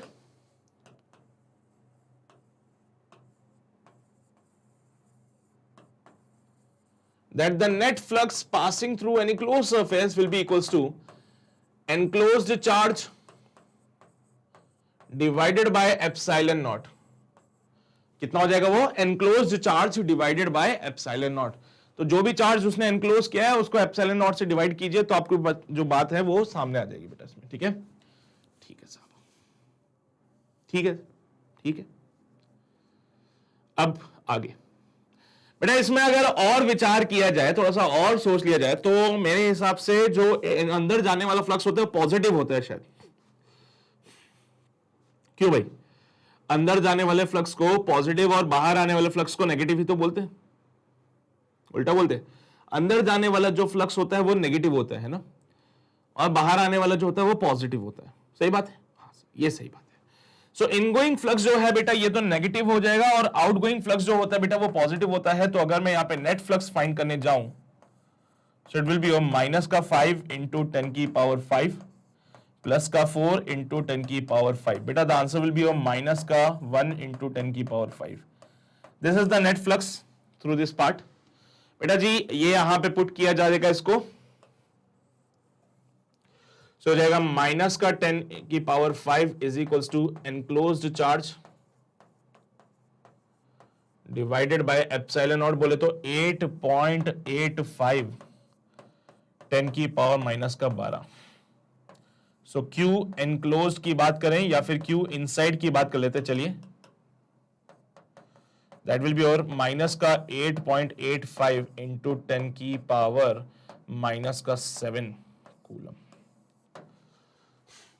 माइनस का 8.85 इंटू 10 की पावर माइनस का 7 कूलम, ऑप्शन बी दिखाई दे रहा है मुझे, और यही मेरा फाइनल आंसर भी है। क्यों भाई, सही बोले हैं ना, यही तो हमारा फाइनल आंसर भी होगा। तो यहां पे आपका क्वेश्चन नंबर 6 समाप्त होता है बेटा। नेगेटिव चार्ज होगा, ये बात तो पता चल चुकी है। अंदर का चार्ज नेगेटिव होने वाला है, ये चीज हमें पता चली यहां से, क्योंकि अंदर जाने वाला जो फ्लक्स होता है नेगेटिव होता है, बाहर आने वाला फ्लक्स होता है बेटा वो पॉजिटिव होता है। ठीक है, तो ये बात थोड़ा सा ध्यान रखिएगा। उसी के बेसिस पे हमारे पास जो चार्ज आ रहा है वो माइनस का 8.85 इंटू 10⁻⁻7 कूलम का आ रहा है। छाप लिया, नोट कर लिया। चलिए अब आओ फटाफट से आगे बढ़ते हैं क्वेश्चन नंबर 6 के बाद to the next question. Question number 7 क्या कहता है, a particle of mass 6 microgram. भैया मास दे रखा है पार्टिकल का, एक पार्टिकल है जिसका मास 6 माइक्रोग्राम है और ये चार्ज कैरी कर रहा है 10⁻⁻9 कूलम का, और इसको प्लेस किया गया इलेक्ट्रिक फील्ड में जिसकी जो स्ट्रेंथ है that will be 6 into 10⁻5 volt पर metre. The acceleration acquired by the particle. तो भाई पार्टिकल जो है कितना एक्सेलरेशन एक्वायर कर रहा है ये आपको बताना है। ठीक है, कैसे करेंगे इसको सॉल्व, क्या तरीका होगा इसको सॉल्व करने का, सोचो जरा, विचार करो यार। पार्टिकल है, चार्ज भी दे रखा है, मास दे रखा है, इसको इलेक्ट्रिक फील्ड में रखा है जिसकी स्ट्रेंथ दे रखी है, एक्सेलरेशन कितना हो सकता है पार्टिकल का ये बताना है। अच्छा है ऐसा। देखो भाई मैं क्या सोच रहा हूं कि सर ये इलेक्ट्रिक फील्ड कैसे होगा, मतलब कुछ बताना चाहिए हमें ना, है क्या कहते हो तुम लोग, कुछ ऐसा होना चाहिए था जिसमें बोले हमें कि भाई देखो इलेक्ट्रिक फील्ड परपेंडिकुलरली लग रही है ना, और चार्ज जो है वो मूव कर रहा है हॉरिजॉन्टल डायरेक्शन में। क्या ऐसी कोई बात हो सकती है? सोच सकते हैं सर, सोच सकते हैं एक बार, है ना। तो चलिए भाई सोच लेते हैं, कुछ बात बन जाए, शायद मजा आ जाए। क्या करें सर? दो फोर्स मेरे हिसाब से जो चार्ज पे लग सकते हैं, जो मैं सोच रहा हूं। एक तो सर देखिए कोई भी चार्ज पार्टिकल होगा उसके ऊपर एक फोर्स लगता है इलेक्ट्रिक फोर्स का। इलेक्ट्रिक फोर्स होता है Q इंटू E। यार ये तो चलो समझ आता है। एक जो चार्ज है जिसका कुछ मास भी होगा उसके ऊपर एक फोर्स लगेगा ग्रेविटी का, और ये फोर्स हो जाएगा mg। एक तो इलेक्ट्रिक फोर्स हो रहा है QE और एक ग्रेविटेशन का फोर्स है mg। दो प्रकार के फोर्स लग रहे हैं। जरा विचार कर लेते हैं कुछ कि किस टाइप का, कौन सा फोर्स बड़ा होगा, कौन सा फोर्स छोटा होगा। सर मैं चार्ज की बात करूं तो चार्ज इसका है 10 की पावर माइनस का 9 कूलम, और इलेक्ट्रिक फील्ड की बात करूं तो 6 इंटू 10 की पावर 5। सो इलेक्ट्रिक फोर्स की अगर मैं बात करूं तो होता है 6 इंटू 10 का पावर माइनस का 4 न्यूटन। ठीक है, वही अगर मैं ग्रेविटेशनल फोर्स की बात करूं तो ग्रेविटेशनल फोर्स होता है इसका mg। मास कितना है 6 माइक्रोग्राम, बोले तो 6 इंटू 10 की पावर माइनस का 6, और g का वैल्यू कितना 10। तो उस केस में जो ग्रेविटेशनल फोर्स इसके ऊपर लगेगा दैट विल बी 6 इंटू 10 की पावर माइनस का 5 न्यूटन। बेटा लग रहा होगा तुम्हें सर ज्यादा डिफरेंस थोड़ी है, लेकिन बहुत डिफरेंस है। तुम्हें लग रहा होगा ज्यादा डिफरेंस नहीं है, लेकिन ये बहुत डिफरेंस होता है ये। हाँ वो 10 की पावर माइनस 4 है, 10 की पावर माइनस का 5 है, डिफरेंस तो आएगा। ठीक है, तो भैया डिफरेंस तो आएगा। अब यहां पे डिफरेंस आ रहा है भाई, तो उस केस में क्या करें? सर मैं जो चीज देखना चाह रहा हूं, मेरे हिसाब से जो है, मुझे जो लग रहा है वो ये है कि इलेक्ट्रिक फोर्स जो है शायद ज्यादा हो सकता है। क्यों भाई? ठीक है, तो इलेक्ट्रिक फोर्स ज्यादा, एक मिनट रुको, ओहो भाई माफ कर दो यार, ये माइक्रोग्राम है, मैं भूल गया था, सॉरी, इट्स नॉट 10 की पावर माइनस 5, मैं भूल गया था यार, ये माइक्रोग्राम है। अरे यार इतना झोल। माइक्रो बोले तो 6 इंटू 10 की पावर माइनस का 6। बेटा ये ग्राम, ये 10 की पावर माइनस 6 अभी भी ग्राम में है, इसको किलोग्राम में कन्वर्ट कीजिए। किलोग्राम में कन्वर्ट करने के लिए 10 की पावर माइनस का 3 लगाना पड़ेगा और जी का वैल्यू 10 लगाना पड़ेगा। अब बनेगी बात। बेटा मैंने इसको माइक्रो को लिखा 10 की पावर माइनस का 6, ग्राम को लिखा 10 की पावर माइनस का 3, केजी में कन्वर्ट किया और जी का वैल्यू तो 10 आएगा। बेटा सॉल्व किया, 6 और 3 9 होते हैं, तो वैसे तो ये 6 इंटू 10 की पावर माइनस का 8 न्यूटन बनेगा। यार अब तो साफ साफ दिख रहा है मुझे कि इलेक्ट्रिक फोर्स यहां पे बहुत बड़ा है ग्रेविटेशनल फोर्स के रिस्पेक्ट में। तो यहां पे इलेक्ट्रिक फोर्स ग्रेविटेशनल फोर्स के रिस्पेक्ट में बहुत बड़ा हो सकता है बेटा। तो किसकी चलेगी भाई? जो बड़ा है सर। किसकी सुनी जाएगी? जो बड़ा है सर। कौन है बड़ा? इलेक्ट्रिक फोर्स बड़ा है, ग्रेविटेशनल फोर्स बहुत छोटा है सर। ग्रेविटेशनल फोर्स बहुत छोटा है, इलेक्ट्रिक फोर्स बहुत बड़ा है सर। तो जब हमने वहां पे देखा तो मुझे पता चल रहा है इलेक्ट्रिक फोर्स ग्रेविटेशनल फोर्स से बहुत ज्यादा है। तो भाई किसकी चलेगी? इलेक्ट्रिक फोर्स की चलेगी। तो यहां पे एक्सेलरेशन की बातें कर रहे हैं तो एक्सेलरेशन होगा electric force divided by mass. या मैं ऐसे कहूं कि नेट फोर्स में अगर हम बात करते भी हैं तो ये होता था under root of F E का स्क्वायर प्लस एफ जी का स्क्वायर। बट साहब एफ जी वैसे ही एफ ई से बहुत छोटा है, इसलिए इस पार्ट को हम नेग्लेक्ट कर देते हैं। ये नेग्लिजिबल हो जाएगा बेटा with respect to F E. F E के रेस्पेक्ट में ये पार्ट नेग्लिजिबल हो जाता है, यानी कि जो नेट फोर्स बनेगा वो एफ ई के बराबर ही बनेगा, जो कि था 6 × 10⁻⁻⁴ न्यूटन। बेटा नेट फोर्स की वजह से आता है mass into acceleration is equals to 6 × 10⁻⁻⁴। Acceleration हो जाएगा 6 × 10⁻⁻⁴ डिवाइडेड बाय मास। भैया यही बात चल रही है, देख लो फटाफट से, है ना। नेट फोर्स जो होगा 6 × 10⁻⁻⁴ ही रहेगा और मास की रही बात तो 6 माइक्रोग्राम है ये। तो आइए जरा कन्वर्जन में लेके आते हैं। 6 × 10⁻⁻⁴ डिवाइडेड बाय 6 × 10⁻⁻⁶ × 10⁻⁻3। ये सब खत्म। तो 10⁻⁻⁴ डिवाइडेड बाय 10⁻⁻⁹। सो 10⁻⁹ बोलो तो 10⁵ मीटर पर second square. This is the acceleration. So 10⁵ metre पर second square, this is the acceleration. कहां पे मिल रहा है? ऑप्शन बी चेक कर लीजिए फटाफट से, यही फाइनल आंसर है भाई। ऑप्शन बी को चेक कर लीजिए, यही आपका फाइनल आंसर बनेगा। 10⁵ मीटर पर सेकेंड स्क्वायर, 10⁵ मीटर पर सेकेंड स्क्वायर, ये फाइनल आंसर। तो भाई कहने को तो दोनों फोर्सेस है भाई, साफ साफ दिख रहा है कि दो फोर्सेस तो हैं, कहने को तो यही है, लेकिन आप समझ रहे हैं ना इस बात को कि एक फोर्स छोटा है, बहुत छोटा है, और एक फोर्स बड़ा है। 10⁻⁴ बड़ा है, 10⁻⁻⁴ छोटा है, बहुत छोटा है। इसके रेस्पेक्ट में तो बहुत छोटा है भाई, है ना। तो ये ग्रेविटेशनल फोर्स इलेक्ट्रिक फोर्स के रेस्पेक्ट में छोटा है, जिसकी वजह से जो मेजॉरिटी रहेगी या फिर जो मैं बोलूं डोमिनेंस रहेगा वो इलेक्ट्रिक फोर्स का रहेगा, और जिसकी कारण ये वाली कहानी हमारे सामने आ रही है और यही एक्सेलरेशन हमारे पास बनेगा। भाई इससे ज्यादा और क्या है इसमें बताओ? कोई दिक्कत हो, कोई परेशानी हो? नहीं है ना? है ना सिंपल। Question number 7। चलो भाई आगे बढ़ते हैं, क्वेश्चन नंबर 8 की ओर आ जाते हैं। क्वेश्चन 8 कहता है the electric potential in an electric field is given as V = K/R। बेटा ये इलेक्ट्रिक पोटेंशियल दे रखा है आप लोगों को K/R, और K जो है कांस्टेंट है। बेटा आप देख रहे हैं कि वेरिएबल पोटेंशियल होता है, हाँ बिल्कुल होता है। पोजीशन वेक्टर दे दी है और इलेक्ट्रिक फील्ड के बारे में जानकारी वो हासिल करना चाहते हैं। बेटा पोजीशन वेक्टर दे दिया है, if position vector is this, यानी कि इस पोजीशन वेक्टर पे what is the electric field, ये आपको बताना है। पूरा खेल वेक्टर्स का है, वेक्टर अगर आते हैं तो फिर आप ये सब कुछ तो खत्म उड़ा दोगे, सीधा सीधा सीधा उड़ा देना।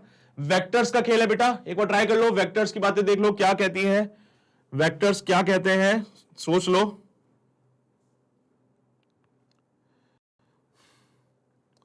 चलिए भाई दिमाग लगाया वेक्टर्स का, वेक्टर्स के बारे में सोचा, क्या कहते हैं वेक्टर्स अपने?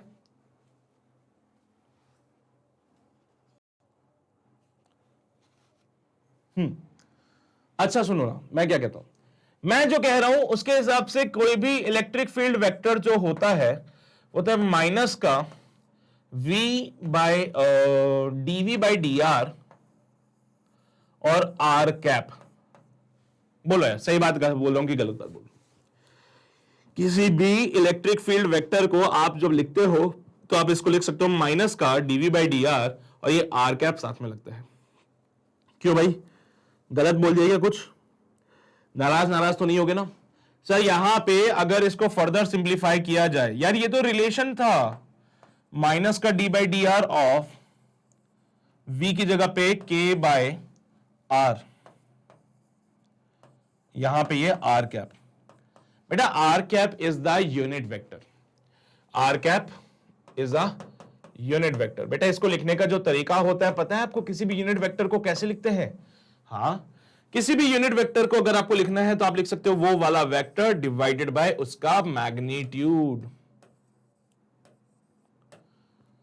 किसी भी यूनिट वेक्टर को लिखना है तो आप लिख सकते हो वो वेक्टर अपॉन उसका मैग्नीट्यूड, यानी कि बन जाएगा आज R vector upon R. So R cap की जगह आर वेक्टर अपॉन आर लिख लेना, कोई दिक्कत नहीं होगी। So electric field will be given by minus का D by D R of K by R of R vector divided by R. बोलो ऐसी बातें लिख सकते हैं कि नहीं लिख सकते भाई? कोई गलती तो नहीं कर दूंगा ना ये सब लिख के मैं? है? हाँ बिल्कुल नहीं कर सकते, कोई गलती नहीं होगी सर, बिल्कुल भी गलती नहीं होगी। यहां पे अगर आप इसको सॉल्व करते हैं सो ई वेक्टर जो बनता है ये कुछ ऐसा बन जाएगा, माइनस का K D by D R of R का पावर माइनस का 2 इंटू आर वेक्टर। यार ये r into R R square हो गया यार, तो k को बाहर निकाला, ये r को ऊपर भेज दिया। चलो इसका डिफरेंशिएशन करते हैं। So E vector equals to minus का k माइनस का 2 r का पावर माइनस का 3 इंटू आर के वेक्टर। सो वेक्टर फॉर्मेट में अगर लिखेंगे तो ये हो जाएगा माइनस माइनस प्लस, यानी कि 2k divided by R cube into R vector. So 2k divided by R cube into R vector. बेटा जी आर वेक्टर कहां है? वो रहा, इसका एक बार आर निकाल के देखना पड़ेगा अपने को, ठीक है? इसको अगले पेज पे मैं सिंप्लीफाई कर लेता हूं। मैं यहां पे आर वेक्टर है, इसका मैग्नीट्यूड निकाल के देखना चाहता हूं, तो मैं यहां पे ही मेहनत कर लेता हूं थोड़ी सी। और चलो अगले पेज पे करते हैं जी। R vector is equals to 2i cap plus 3j cap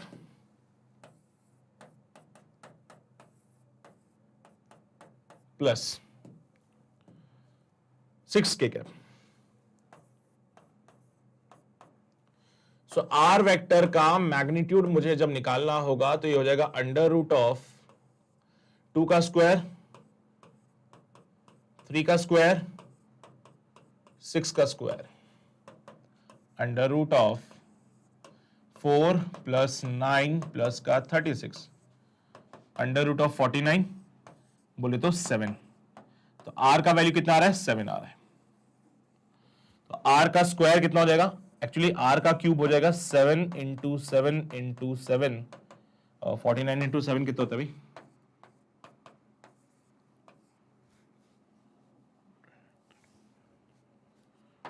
343 बनता है। r क्यूब जो बनता है वो बनता है 343। चलो भाई किसी को बताएंगे नहीं बात है ना? हाँ अब सुनना ई वेक्टर क्या था? 2k upon R cube into R vector. जो ई वेक्टर हमारे पास आ रहा था वो था 2k upon R cube into R vector. So E vector जो हमारे पास बनेगा ये हो जाएगा सर 2 इंटू 9 इंटू 10 की पावर 9। अच्छा कांस्टेंट है ना ये तो? अरे यार ये तो वो वाला कांस्टेंट है, डिवाइडेड बाय 343। आर वेक्टर की जगह 2i cap plus 3j cap plus का 6k कैप। चाहो तो मैं फर्दर इसको और सिंप्लीफाई कर सकता हूं और ई वेक्टर को लिख सकता हूं 4i cap plus 6j cap plus 12k cap divided by 343k। बेटा ये वेक्टर फॉर्मेट आ गया 4i cap plus 6j cap, 4i cap plus 6j cap. कहीं भी है ऐसा कुछ? नहीं है सर। 2 नहीं आएगा क्या साथ में? है गलती कर दी क्या मैंने? रुको एक बार चेक कर लेते हैं। हाँ गलती कर दी हमने, गलती कर दी भैया, हमने एक गलती कर दी बड़ी वाली। क्या गलती करी? यहीं पे मैं बता देता हूं। हमने इसको पहले, ये तो डायरेक्शन वाला पार्ट था ना यार, इसको पहले क्यों मल्टीप्लाई कर दिया? यहां पे हमसे जो है एक मिस्टेक हो गई है, इस मिस्टेक को सुधार लिया जाए भाई। ये r का पावर माइनस का 1 है और यहां पे भी r चल रहा था ये, तो इसको थोड़ा सा सही करना पड़ेगा। 2 को हटाना पड़ेगा, ये माइनस का 1 रहेगा और ये माइनस का 2 रहेगा। माइनस का 1 माइनस का 2 और ये अपन में r चल रहा था। अब सही रहेगा। तो ये जो हम बार बार 2 लगा रहे थे ना बेटा, वहां पे हम बड़ी गलती कर रहे थे। एक्चुअली क्या ये डायरेक्शन का पार्ट था, इसको हमने पहले मल्टीप्लाई कर दिया था, वो एक गलती थी हमारी, माफ कर देना, मान गया मैं अपनी गलती, है ना। चलो मैं एटलीस्ट अपनी गलती तो मान लेता हूं, है ना। चलो ठीक है, कोई बात नहीं, हो जाती कभी कभार। So it will be your like के, it will be your like k, so it will be your 2i cap plus 3j cap plus 6k cap divided by 343 into k। ये है आंसर। तो वो 2 वाला पार्ट नहीं है, 2 वाला part हम गलती कर रहे थे, जो कि नहीं करनी है। सो 2i cap plus 3j cap plus 6k cap, 2i cap plus 3j cap plus 6k cap into k divided by 343, option number C match कर रहा है बेटा इसमें। अरे वहां पे क्या गलती कर दी थी मैंने, मैं आपको बताऊं, ये आर कैप को हमें बाद में ही मॉडिफाई करना है। ये तो भाई ये तो डायरेक्शन है ना, इसको मैं क्या कर रहा था, पहले ही अंदर घुसा रहा था, वो गलती थी, वो नहीं करना अपने को। इसको बाद में घुसाएंगे अंदर, बाद में करेंगे जो भी करना होगा, पहले कुछ नहीं करना है, पहले अपना दिमाग नहीं चलाएंगे ज्यादा, शांति से जो चीज पहले हो रही है उसको करेंगे, फिर जाके सॉल्व करेंगे, ठीक है। तो कोई बात नहीं यार, अब गलती होती है तो सुधार भी कर ही लेते इसका, ऐसा तो है नहीं कि सुधार नहीं करते, ठीक है। चलिए भाई छाप लो फटाफट से, जल्दी जल्दी से काम हो जाना चाहिए, छापने का प्रक्रिया शुरू हो जानी चाहिए। ये सारी बातें नोट करने के बाद आप यहां पे आना और वो फाइनल आंसर अपना कंप्लीट हो जाएगा। चलो भाई बढ़े आगे।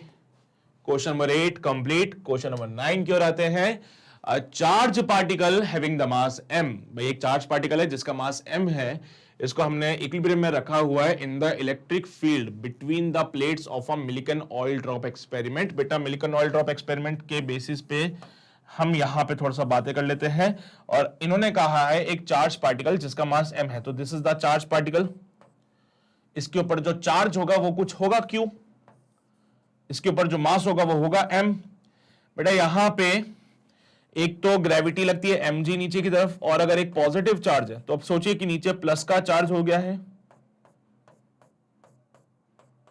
ऊपर माइनस का, जिसकी वजह से एक इलेक्ट्रिक फील्ड ऊपर की तरफ बनेगी,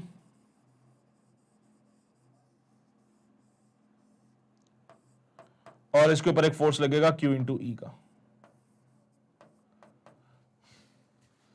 ठीक है।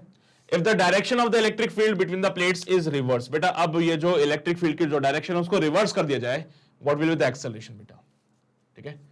बेटा मुझे कैसे पता चला कि पहले ऊपर माइनस है और नीचे प्लस है सर? एक्चुअली इन्होंने बोला है कि जो चार्ज पार्टिकल है जिसका मास m है ये इक्विलिब्रियम में रखा हुआ है।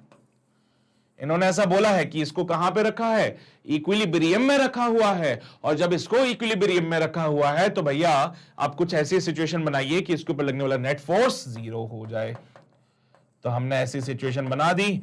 अब इसमें QE ऊपर की तरफ माइनस का mg शुड बी 0, जिसकी वजह से QE जो है वो mg के बराबर हो जाता है। तो अब ध्यान रखना बेटा कि यहां पे पहले वो इक्विलिब्रियम में था, जिसकी वजह से QE और mg बराबर बराबर हो जाते हैं, ठीक है। अब आगे बढ़ते हैं। दूसरा केस में इन्होंने बोला कि अब इलेक्ट्रिक फील्ड की डायरेक्शन को रिवर्स कर दीजिए बेटा। अब इलेक्ट्रिक फील्ड की डायरेक्शन को रिवर्स कर दीजिए। तो हमने रिवर्स कर दी इलेक्ट्रिक फील्ड की डायरेक्शन, हमने बोला ठीक है यार।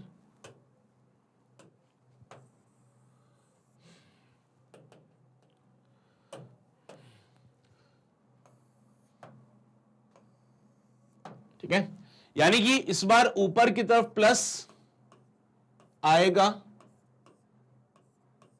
और नीचे की तरफ माइनस आएगा।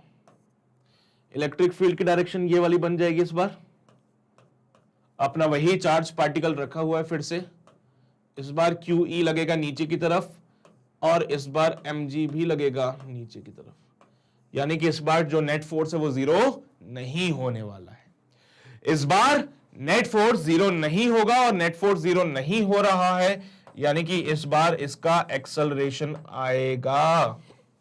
हां, इस बार इसमें एक्सेलरेशन आएगा and that acceleration will be equals to F net is equals to ma। बेटा जी आप देखिए यहां पे दोनों फोर्स नीचे है, यानी कि QE प्लस का mg is equals to ma। Acceleration निकालना है, सो एक काम करो, QE की जगह भी mg पुट कर दो। तो QE की जगह भी mg पुट किया प्लस mg यहां पे भी पुट किया और ये बराबर हो रहा है ma के।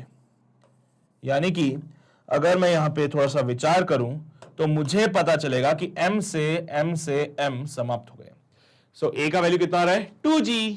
बस खत्म कहानी। a का वैल्यू मिल जाएगा 2g और यही है हमारा फाइनल आंसर। बेटा सो गए क्या तुम लोग?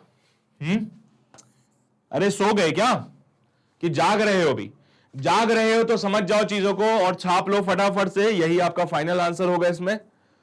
और सो गए हो तो भैया जाके मुंह हाथ धो के आ जाओ फटाफट से, है ना। ऐसे मेरे हिसाब से क्वेश्चंस के टाइम पे सोना क्या होता है, मतलब तुम खुद से ट्राई कर ही रहे हो इनको। ऐसा मैं सोचता हूं कि तुम खुद से ट्राई कर रहे हो। अगर नहीं कर रहे हो तो भैया वेट किसका है फिर, है ना, किसका इंतजार कर रहे हो? खुद से भी ट्राई करो। ये नहीं करने का कि सर हम क्यों कर रहे हैं, हमारे क्या है मैं क्यों करूं ट्राई। अरे खुद से भी ट्राई करना है, ये जरूरी है। तो जो क्वेश्चंस मैं करा रहा हूं आप पहले खुद से करो, नींद नहीं आएगी। हाँ अगर तुम सिर्फ पॉपकॉर्न लेके बैठे हो कि हाँ पिक्चर देखनी है सर, तो फिर तो पक्का नींद आ जाएगी, गारंटेड है फिर तो आएगी। लेकिन अगर क्वेश्चन सॉल्व कर रहे हो तब कोई दिक्कत नहीं है इसमें, ठीक है। ठीक है, बढ़े अगले क्वेश्चन की ओर। क्वेश्चन नंबर 9 के बाद क्वेश्चन नंबर 10 आओ जरा देखते हैं क्या कहता है हमसे। क्वेश्चन 10 कह रहा है कि दो अपोजिट और इक्वल चार्जेस है 4 × 10⁻⁸ कूलम का, और जब इनको 2 सेंटीमीटर की दूरी पे रखा था तो एक डाइपोल बना रहे। ऑब्वियस सी बात है, इक्वल और अपोजिट चार्जेस को जब आप किसी सेपरेशन पे रखते हो, छोटे से सेपरेशन पे रखते हो, तो वो डाइपोल बनता है, ठीक है। If this dipole is placed in external electric field, electric field की वैल्यू दे दी है, द वैल्यू ऑफ द है मैक्सिमम टॉर्क पूछा है इन्होंने। देखिए भाई, एक ये माइनस का क्यू चार्ज और ये प्लस का क्यू चार्ज, दोनों को आपने at a distance of around 2 × 10⁻² centimetre, इतने कम दूरी पे रखा हुआ है। चार्ज यहां पे जो होगा वो 4 × 10⁻⁻8 कूलम का। तो बेटा यहां पे डाइपोल मोमेंट की कहानी बनती है, आपको पता होगा इनका डिफाइंड होता है dipole moment Q into separation between the charges. So dipole moment हो जाएगा 4 × 10⁻⁻8 मल्टीप्लाई बाय 2 × 10⁻⁻2। सेंटीमीटर्स को भी मीटर में कन्वर्ट करो, सो 10⁻⁻2 और लगा देना। सो डाइपोल मोमेंट हो जाता है 4 to the 8 × 10⁻⁻12। चले दो कूलम मीटर। सो डाइपोल मोमेंट तो निकाल लिया हम लोगों ने, है ना, डाइपोल मोमेंट तो निकाल लिया, लेकिन इन्होंने बोला है कि आपने इसको एक इलेक्ट्रिक फील्ड में रखा हुआ है और ये इलेक्ट्रिक फील्ड जो है वह 4 × 10⁸ न्यूटन पर कूलम, ठीक है। देन द मैक्सिमम टॉर्क, बेटा वैसे तो मैं आपको सही बात बताऊं, टॉर्क का फॉर्मूला जो आपने सुना है, जो आपने पढ़ा है, वो होता है PE sin थीटा। वैसा तो टॉर्क का यही फॉर्मूला हम जानते हैं, PE sin थीटा, लेकिन आप समझिए ना बात को, इन्होंने मैक्सिमम टॉर्क बोला है। ये टॉर्क मैक्सिमम कब हो सकता है? जब यहां पे आप थीटा की ऐसी वैल्यू लें जिससे कि पूरा साइन थीटा मैक्सिमम हो जाए। साइन थीटा की मैक्सिमम वैल्यू जो है वो 1 हो सकती है, साइन थीटा की मैक्सिमम वैल्यू 1 हो सकती है। सो इस केस में मैक्सिमम टॉर्क जो बनेगा ये हो जाएगा PE। डाइपोल मोमेंट कितना है बेटा? 8 × 10⁻⁻12। और इलेक्ट्रिक फील्ड की मैं बात करूं तो वो कितना है? 4 × 10⁸ 4 × 10⁻8, 32 × 10⁻⁻4 न्यूटन मीटर। बेटा ये मैक्सिमम टॉर्क आ रहा है, चेक कर लेना एक बार। 32 × 10⁻⁻4, दो ऑप्शन दिख रहे हैं मुझे, बाकी के दो ऑप्शंस को मैं काट देता हूं। सो दो ऑप्शन ऐसे हैं जिनमें मुझे वैल्यूज दिख रही है। अब रही बात मुझे वर्क डन की भी बतानी पड़ेगी। 0 डिग्री से 180 डिग्री आप इसको रोटेट कर रहे हैं बेटा, तो इनिशियल सिचुएशन पे तो 0 डिग्री पे है, फाइनल सिचुएशन में वो 180 डिग्री पे है। तो वर्क डन की बातें कर लें बेटा। चलाओ, ये फॉर्मूले वाली बातें हैं, फॉर्मूले पता हो तो सारे काम हो जाएंगे बेटा।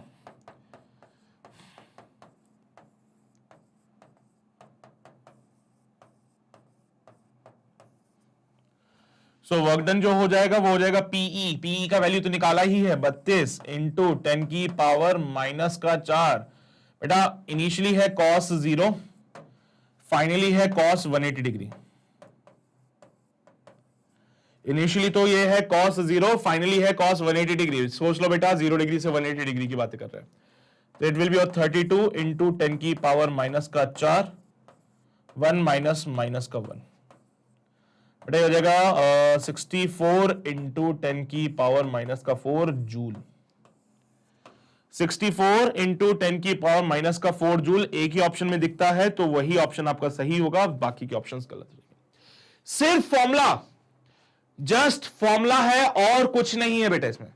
तो अगर आप सोच रहे हो कि सर ये कुछ और भी लगाया है, कुछ और भी चल रहा है, तो भैया ऐसा कुछ भी नहीं है।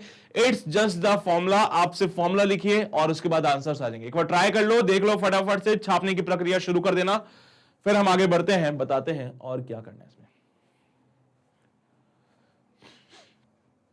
चलिए ये हो गया, ये हो गया, यहां तक पक्का हो गया, यहां तक कोई दिक्कत नहीं, कोई परेशानी नहीं। ये सारी बातें भी देख लीजिए एक और जल्दी से।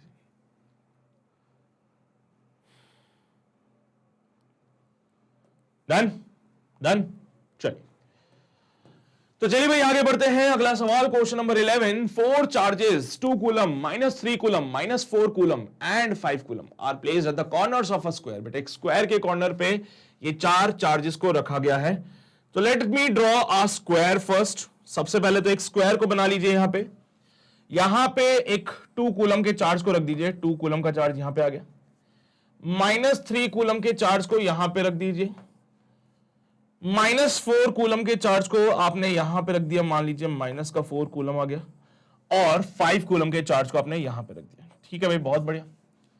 All the corners of which of the following statement is true for the point of intersection of the diagonals. बेटा डायगोनल्स कहां पे मिलते हैं ये तो पता है आप लोगों को। अरे कोई ऐसा तो नहीं है जिसको नहीं पता डायगोनल्स कहां मिलते हैं, सेंटर पे। तो सेंटर की बात वो कर रहा है, सेंटर पे कौन सा पॉइंट सही हो सकता है। ये कहते हैं सेंटर पे इलेक्ट्रिक फील्ड 0 होगा और पोटेंशियल 0 होगा। सेंटर पे इलेक्ट्रिक फील्ड 0 नहीं होगा बट पोटेंशियल 0 होगा। सेंटर पे इलेक्ट्रिक फील्ड 0 होगा लेकिन पोटेंशियल 0 नहीं होगा।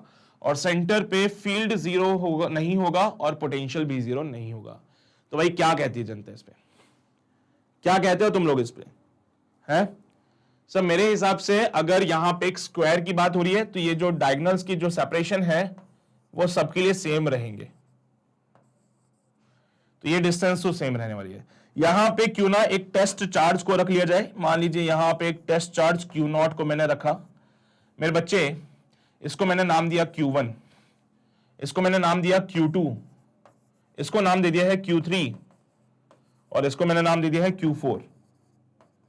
सब फोर्सेस, सारे के सारे जो चार्जेस है ये बारी बारी से इस Q0 के ऊपर फोर्स लगाएंगे। ये पॉजिटिव पॉजिटिव, तो ये लग गया F1। ये पॉजिटिव, ये नेगेटिव, ये लग गया F3। ठीक है, हाँ। तो आप देख रहे हो F1 और F3 यहां पे लग गए। ये नेगेटिव वाला है, अट्रैक्ट करेगा, यहां पे इसने बुला लिया और एक फोर्स यहां पे ऐसे लग गया। तो ये लग गया F4 और ये लग गया F2। बेटा यहां पे मुझे नहीं लगता कि इलेक्ट्रिक फील्ड 0 हो सकता है कहीं पे, क्योंकि जो डायरेक्शन फोर्स की है, देखो भाई F इक्वल्स टू QE होता है। बेटा कहते हैं जो डायरेक्शन फोर्स की है वही डायरेक्शन इलेक्ट्रिक फील्ड की भी होती है। From this formula F equals to QE कहते हैं जो डायरेक्शन फोर्स की है वही डायरेक्शन फील्ड की भी होती है।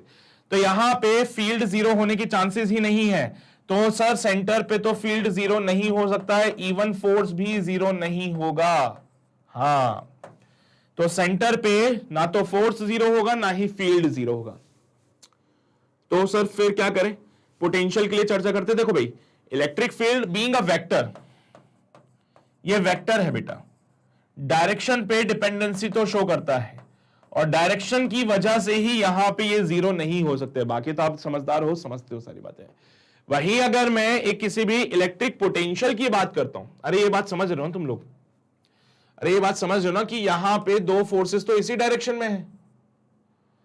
तो F4 इधर है, F2 इधर है,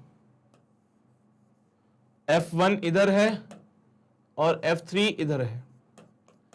तो मेरे हिसाब से जो मैं सोचता हूं वो कहता है कि F24 ऊपर लग जाएगा, F24 ऊपर लगेगा और F13 नीचे लगेगा, जिनका जो रिजल्टेंट है वो शायद बीच में कहीं आएगा F नेट। बेटा यहां पे नेट फोर्स जो है इधर की तरफ कहीं आने वाला है, जो कि जीरो नहीं हो सकता है, किसी भी हाल में ये जीरो नहीं होगा, किसी भी हाल में ये जीरो हो ही नहीं सकता है। तो अब ये बात तो पता चल चुकी, ना तो फोर्स जीरो होगा ना ही इलेक्ट्रिक फील्ड जीरो होगा, बिकॉज देखो जो हाल फोर्स का है वही हाल इलेक्ट्रिक फील्ड का होने वाला है, कोई खास डिफरेंस नहीं है, डायरेक्शन वार सारी वही रहेगी। तो वही डायरेक्शन जो है इलेक्ट्रिक फील्ड के लिए भी लगाई है, जो डायरेक्शन आपने फोर्स की लगाई है, तो फोर्स के लिए जो डायरेक्शन लगाई है सेम डायरेक्शन इलेक्ट्रिक फील्ड के लिए भी लग सकती है बेटा। लेकिन अगर मैं बात करूं पोटेंशियल की, तो पोटेंशियल जो है एक स्केलर क्वांटिटी है, उनको डायरेक्टली ऐड किया जा सकता है बेटा, बस प्लस माइनस साथ में आता है, बट वो डायरेक्शन को रिप्रेजेंट नहीं करते, वो सिर्फ चार्जेस के पर्सपेक्टिव में। यहां पे ये जो वेक्टर है बेटा, इसको ऐड करने के लिए वेक्टर लॉ की जरूरत पड़ती है, एक वेक्टर है, इसको जोड़ने के लिए वेक्टर लॉ ऑफ एडिशन की जरूरत पड़ती है अपने को। तो भाई वेक्टर लॉ ऑफ एडिशन की जरूरत पड़ेगी यहां से, इसीलिए वो जीरो नहीं हो पा रहा। लेकिन वहीं अगर मैं बात करूं पोटेंशियल की, तो पोटेंशियल ठहरा स्केलर। भाई नेट पोटेंशियल की बात करूंगा तो वो नेट पोटेंशियल होगा V1 plus V2 plus V3 plus V4। Net potential की बात करूं तो हो जाएगा V1 plus V2 plus V3 plus V4। जरा करके देखते हैं भाई, V1 की बात करते हैं, आओ जरा यहां पे सॉल्व करते हैं इसको। V1 की बात करें सो K into Q1 divided by D। V2 की बात करें K into Q2 divided by D। V3 की बात करूं मैं K into Q3 divided by D। और V4 की मैं बात करूं तो हो जाएगा K into Q4 divided by D। बेटा जी अगर मैं इन सब की वैल्यूज को पुट करते हुए चेक करूं चीजों को, सो Q1 की वैल्यू पुट करें तो क्या बनेगा, आओ जरा 2C है ना, 2 कूलम का है, सो 2K बाई D। बेटा अगर मैं Q2 की वैल्यू पुट करूं तो माइनस का 3 है, तो माइनस का 3K अपॉन D। बेटा अगर मैं यहां पे बात करूं इसकी Q3 की, तो माइनस का 4K अपॉन D। और यहां पे बात करूं तो 5K अपॉन D। बेटा जब सबको ऐड किया सो V नेट आ रहा था V1 plus V2 plus V3 plus V4, 2K upon D minus का 3K अपॉन D माइनस का 4K अपॉन D प्लस का 5K अपॉन D। बेटा यहां पे माइनस का K अपॉन D हो जाएगा और यहां पे प्लस का K अपॉन D होके ये आंसर आएगा 0। यानी कि इस केस में नेट पोटेंशियल जो 0 हो सकता है, लेकिन नेट इलेक्ट्रिक फील्ड 0 नहीं होगा, क्योंकि इलेक्ट्रिक फील्ड एक स्केलर वेक्टर क्वांटिटी है, और वेक्टर तो भैया डायरेक्शन पे खेलते हैं पूरा काम। इनको डायरेक्टली ऐसे जोड़ भी नहीं सकते जैसे आपने पोटेंशियल को जोड़ दिया, इनको जोड़ने के लिए वेक्टर लॉ ऑफ एडिशन की भी जरूरत पड़ती है। तो हमने थोड़ा डायरेक्शन का दिमाग लगाया, वेक्टर लॉ ऑफ एडिशन का दिमाग लगाया, तो पता चला नेट इलेक्ट्रिक फील्ड तो इस डायरेक्शन में आ रही है, जो कि 0 नहीं हो सकती है। लेकिन पोटेंशियल की बात करें तो भैया पोटेंशियल तो 0 हो रहा है, आंखों देखा हाल है ये तो अपने आंखों देखा हाल है ना, कि पोटेंशियल तो 0 हो रहा है लेकिन जो फील्ड है वो 0 नहीं हो रही है ना। तो ये तो भैया अपना आंखों देखा हाल है। तो भाई तुम्हारे भी सामने है सारी बातें, एक बार देख लो, फटाफट से छाप लो, फिर आगे बढ़ते हैं हम लोग। जल्दी जल्दी से काम हो जाना चाहिए, तुरंत प्रभाव से काम हो जाना चाहिए।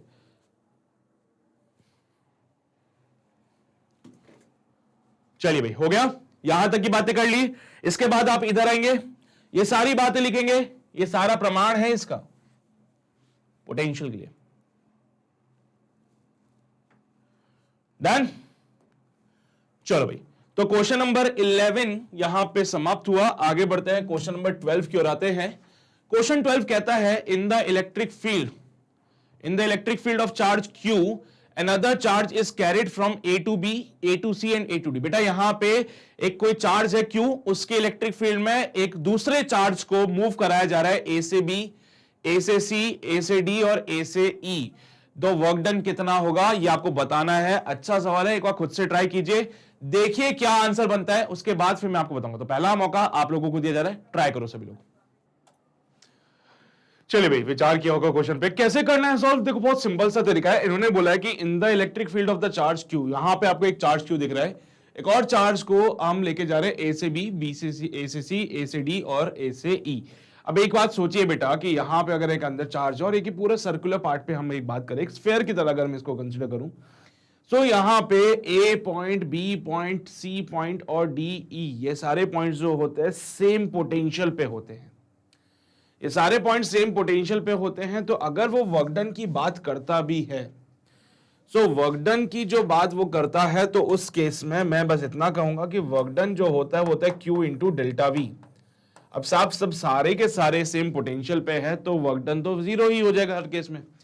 तो इनका कहना है कि भाई ऑप्शन डी सही हो जाएगा, zero along all the path, because same potential पे A B C D E all are at the same potential. ठीक है, A B C D E are at equipotential, या फिर आर इक्वी पोटेंशियल पॉइंट्स। और बेटा अगर ये equi potential points है तो उस केस में डेफिनेटली इनका पोटेंशियल जो है वो सेम होगा और यहां पे पोटेंशियल डिफरेंस जीरो हो जाएगा, तो उस केस में वर्क डन जो है वो जीरो हो जाएगा। और फिर उस केस में वर्क डन जीरो है, भले ए से बी जाओ, ए से सी जाओ, ए से डी आओ, ए से ई आओ, कोई फर्क नहीं पड़ता है ना। तो भाई ये क्वेश्चन नंबर 12 हमारा समाप्त हुआ। उम्मीद करता हूं आपको सारी बात समझ आ चुकी होगी। वैसे छापने लायक इसमें कुछ है नहीं, ये पॉइंट्स तो आपको पता ही होंगे। ठीक है, एनीवेज तो कहानी यहां पे समाप्त होती है और इसी के साथ समाप्त होता है हमारा ये डीपीपी का सिलसिला। देखो ऐसा नहीं है कि बेटा ये चीजें मैं यहीं खत्म कर दूंगा, एक डीपीपी करा के छोड़ दूंगा। पिक्चर अभी बाकी है, एक और सेशन लेके आऊंगा जहां पे और क्वेश्चंस कराऊंगा, लेवल को थोड़ा सा और बढ़ाएंगे, कोशिश करेंगे थोड़ा ऐसे क्वेश्चंस भी करें जिससे हमारा कंपटीशन, जैसे कि मैंने आपसे कहा है कि बोर्ड के साथ कंपटीशन की चीजें कवर कराऊंगा, तो यहाँ पे बोर्ड भी क्लियर होगा और तो और साथ में आपके कंपटीशन में जेईई मेंस और नीट के सारे पॉइंट्स भी कवर करवा दूंगा। तो आप बिल्कुल भी चिंता ना करें, हर एक चीज आपको यहाँ पे मिलने वाली है। इसके अलावा वीडियो में कोई भी दिक्कत आती है, कहीं पे भी कोई पॉइंट अगर आपको रहता है कि मुझे डाउट है या समझ नहीं आया, कमेंट सेक्शन आपके लिए खुला है बेटा। कमेंट सेक्शन में जाइए, वहां पे जाके बोल दीजिए कि साहब इस वाले पार्ट पे दिक्कत है, मेरी मदद करो, है ना। तो हमारी टीम अवेलेबल है जो आपकी मदद कर रही है, वहां पे आपकी प्रॉब्लम्स को सॉल्व कर रही है। तो आपकी डेफिनेटली बात सुनी जाएगी और आपकी जो भी समस्या है उनका समाधान आपको डेफिनेटली दिया जाएगा। इसके अलावा मैग्नेट ब्रेन्स ने आप लोगों के लिए एक बैच लॉन्च करने वाला है, वो है अद्भुत बैच। तो भाई इस बैच में क्या क्या चीजें होंगी, कुछ चीजें यहां पे लिखी हुई हैं, लेकिन ऐसा नहीं कि सिर्फ यही होगा, इसके अलावा भी और बहुत सारी बातें हैं जो अभी यहां पे मेंशन नहीं है, बट वो इस बैच में होने वाली है। वो सारी जानकारी अगर आपको चाहिए बैच के रिगार्डिंग, कोई भी इंफॉर्मेशन अगर आप चाहते हैं, तो भाई डिस्क्रिप्शन में लिंक अवेलेबल है, वहां जाइए, वहां से आप इसको चेक कर सकते हैं। इनकेस अगर आपको वहां से कोई प्रॉब्लम आती है, इनकेस अगर आप वो नहीं चेक कर पाते, तो ये जो एक पट्टी चल रही है, इस पे लाल रंग का एक डब्बा बना हुआ है, उस डब्बे पे एक नंबर लिखा है, उन नंबर पे कॉल कर लो बेटा, आपको सारी इंफॉर्मेशन मिल जाएगी। हमारी टीम का नंबर है वो आपको हेल्प करेंगे सारी इंफॉर्मेशन देने में, बैच के बारे में हर एक इंफॉर्मेशन, हर एक क्वेरी आपका जो होगा वो क्लियर किया जाएगा इसमें। ठीक है, तो ये जरूर चेक लेना। और इसके अलावा अभी एक और सेशन आएगा जिसमें और क्वेश्चन अपन करेंगे, जो कि अगले सेशन में चीजें कवर हो जाएगी फिर। ठीक है, तो आज के लिए बस इतनी ही बातें रखते हैं, बाकी मिलते हैं आपसे अगले सेशन में। तब तक अपना ध्यान रखिए, पढ़ाई करते रहिए। All the very best.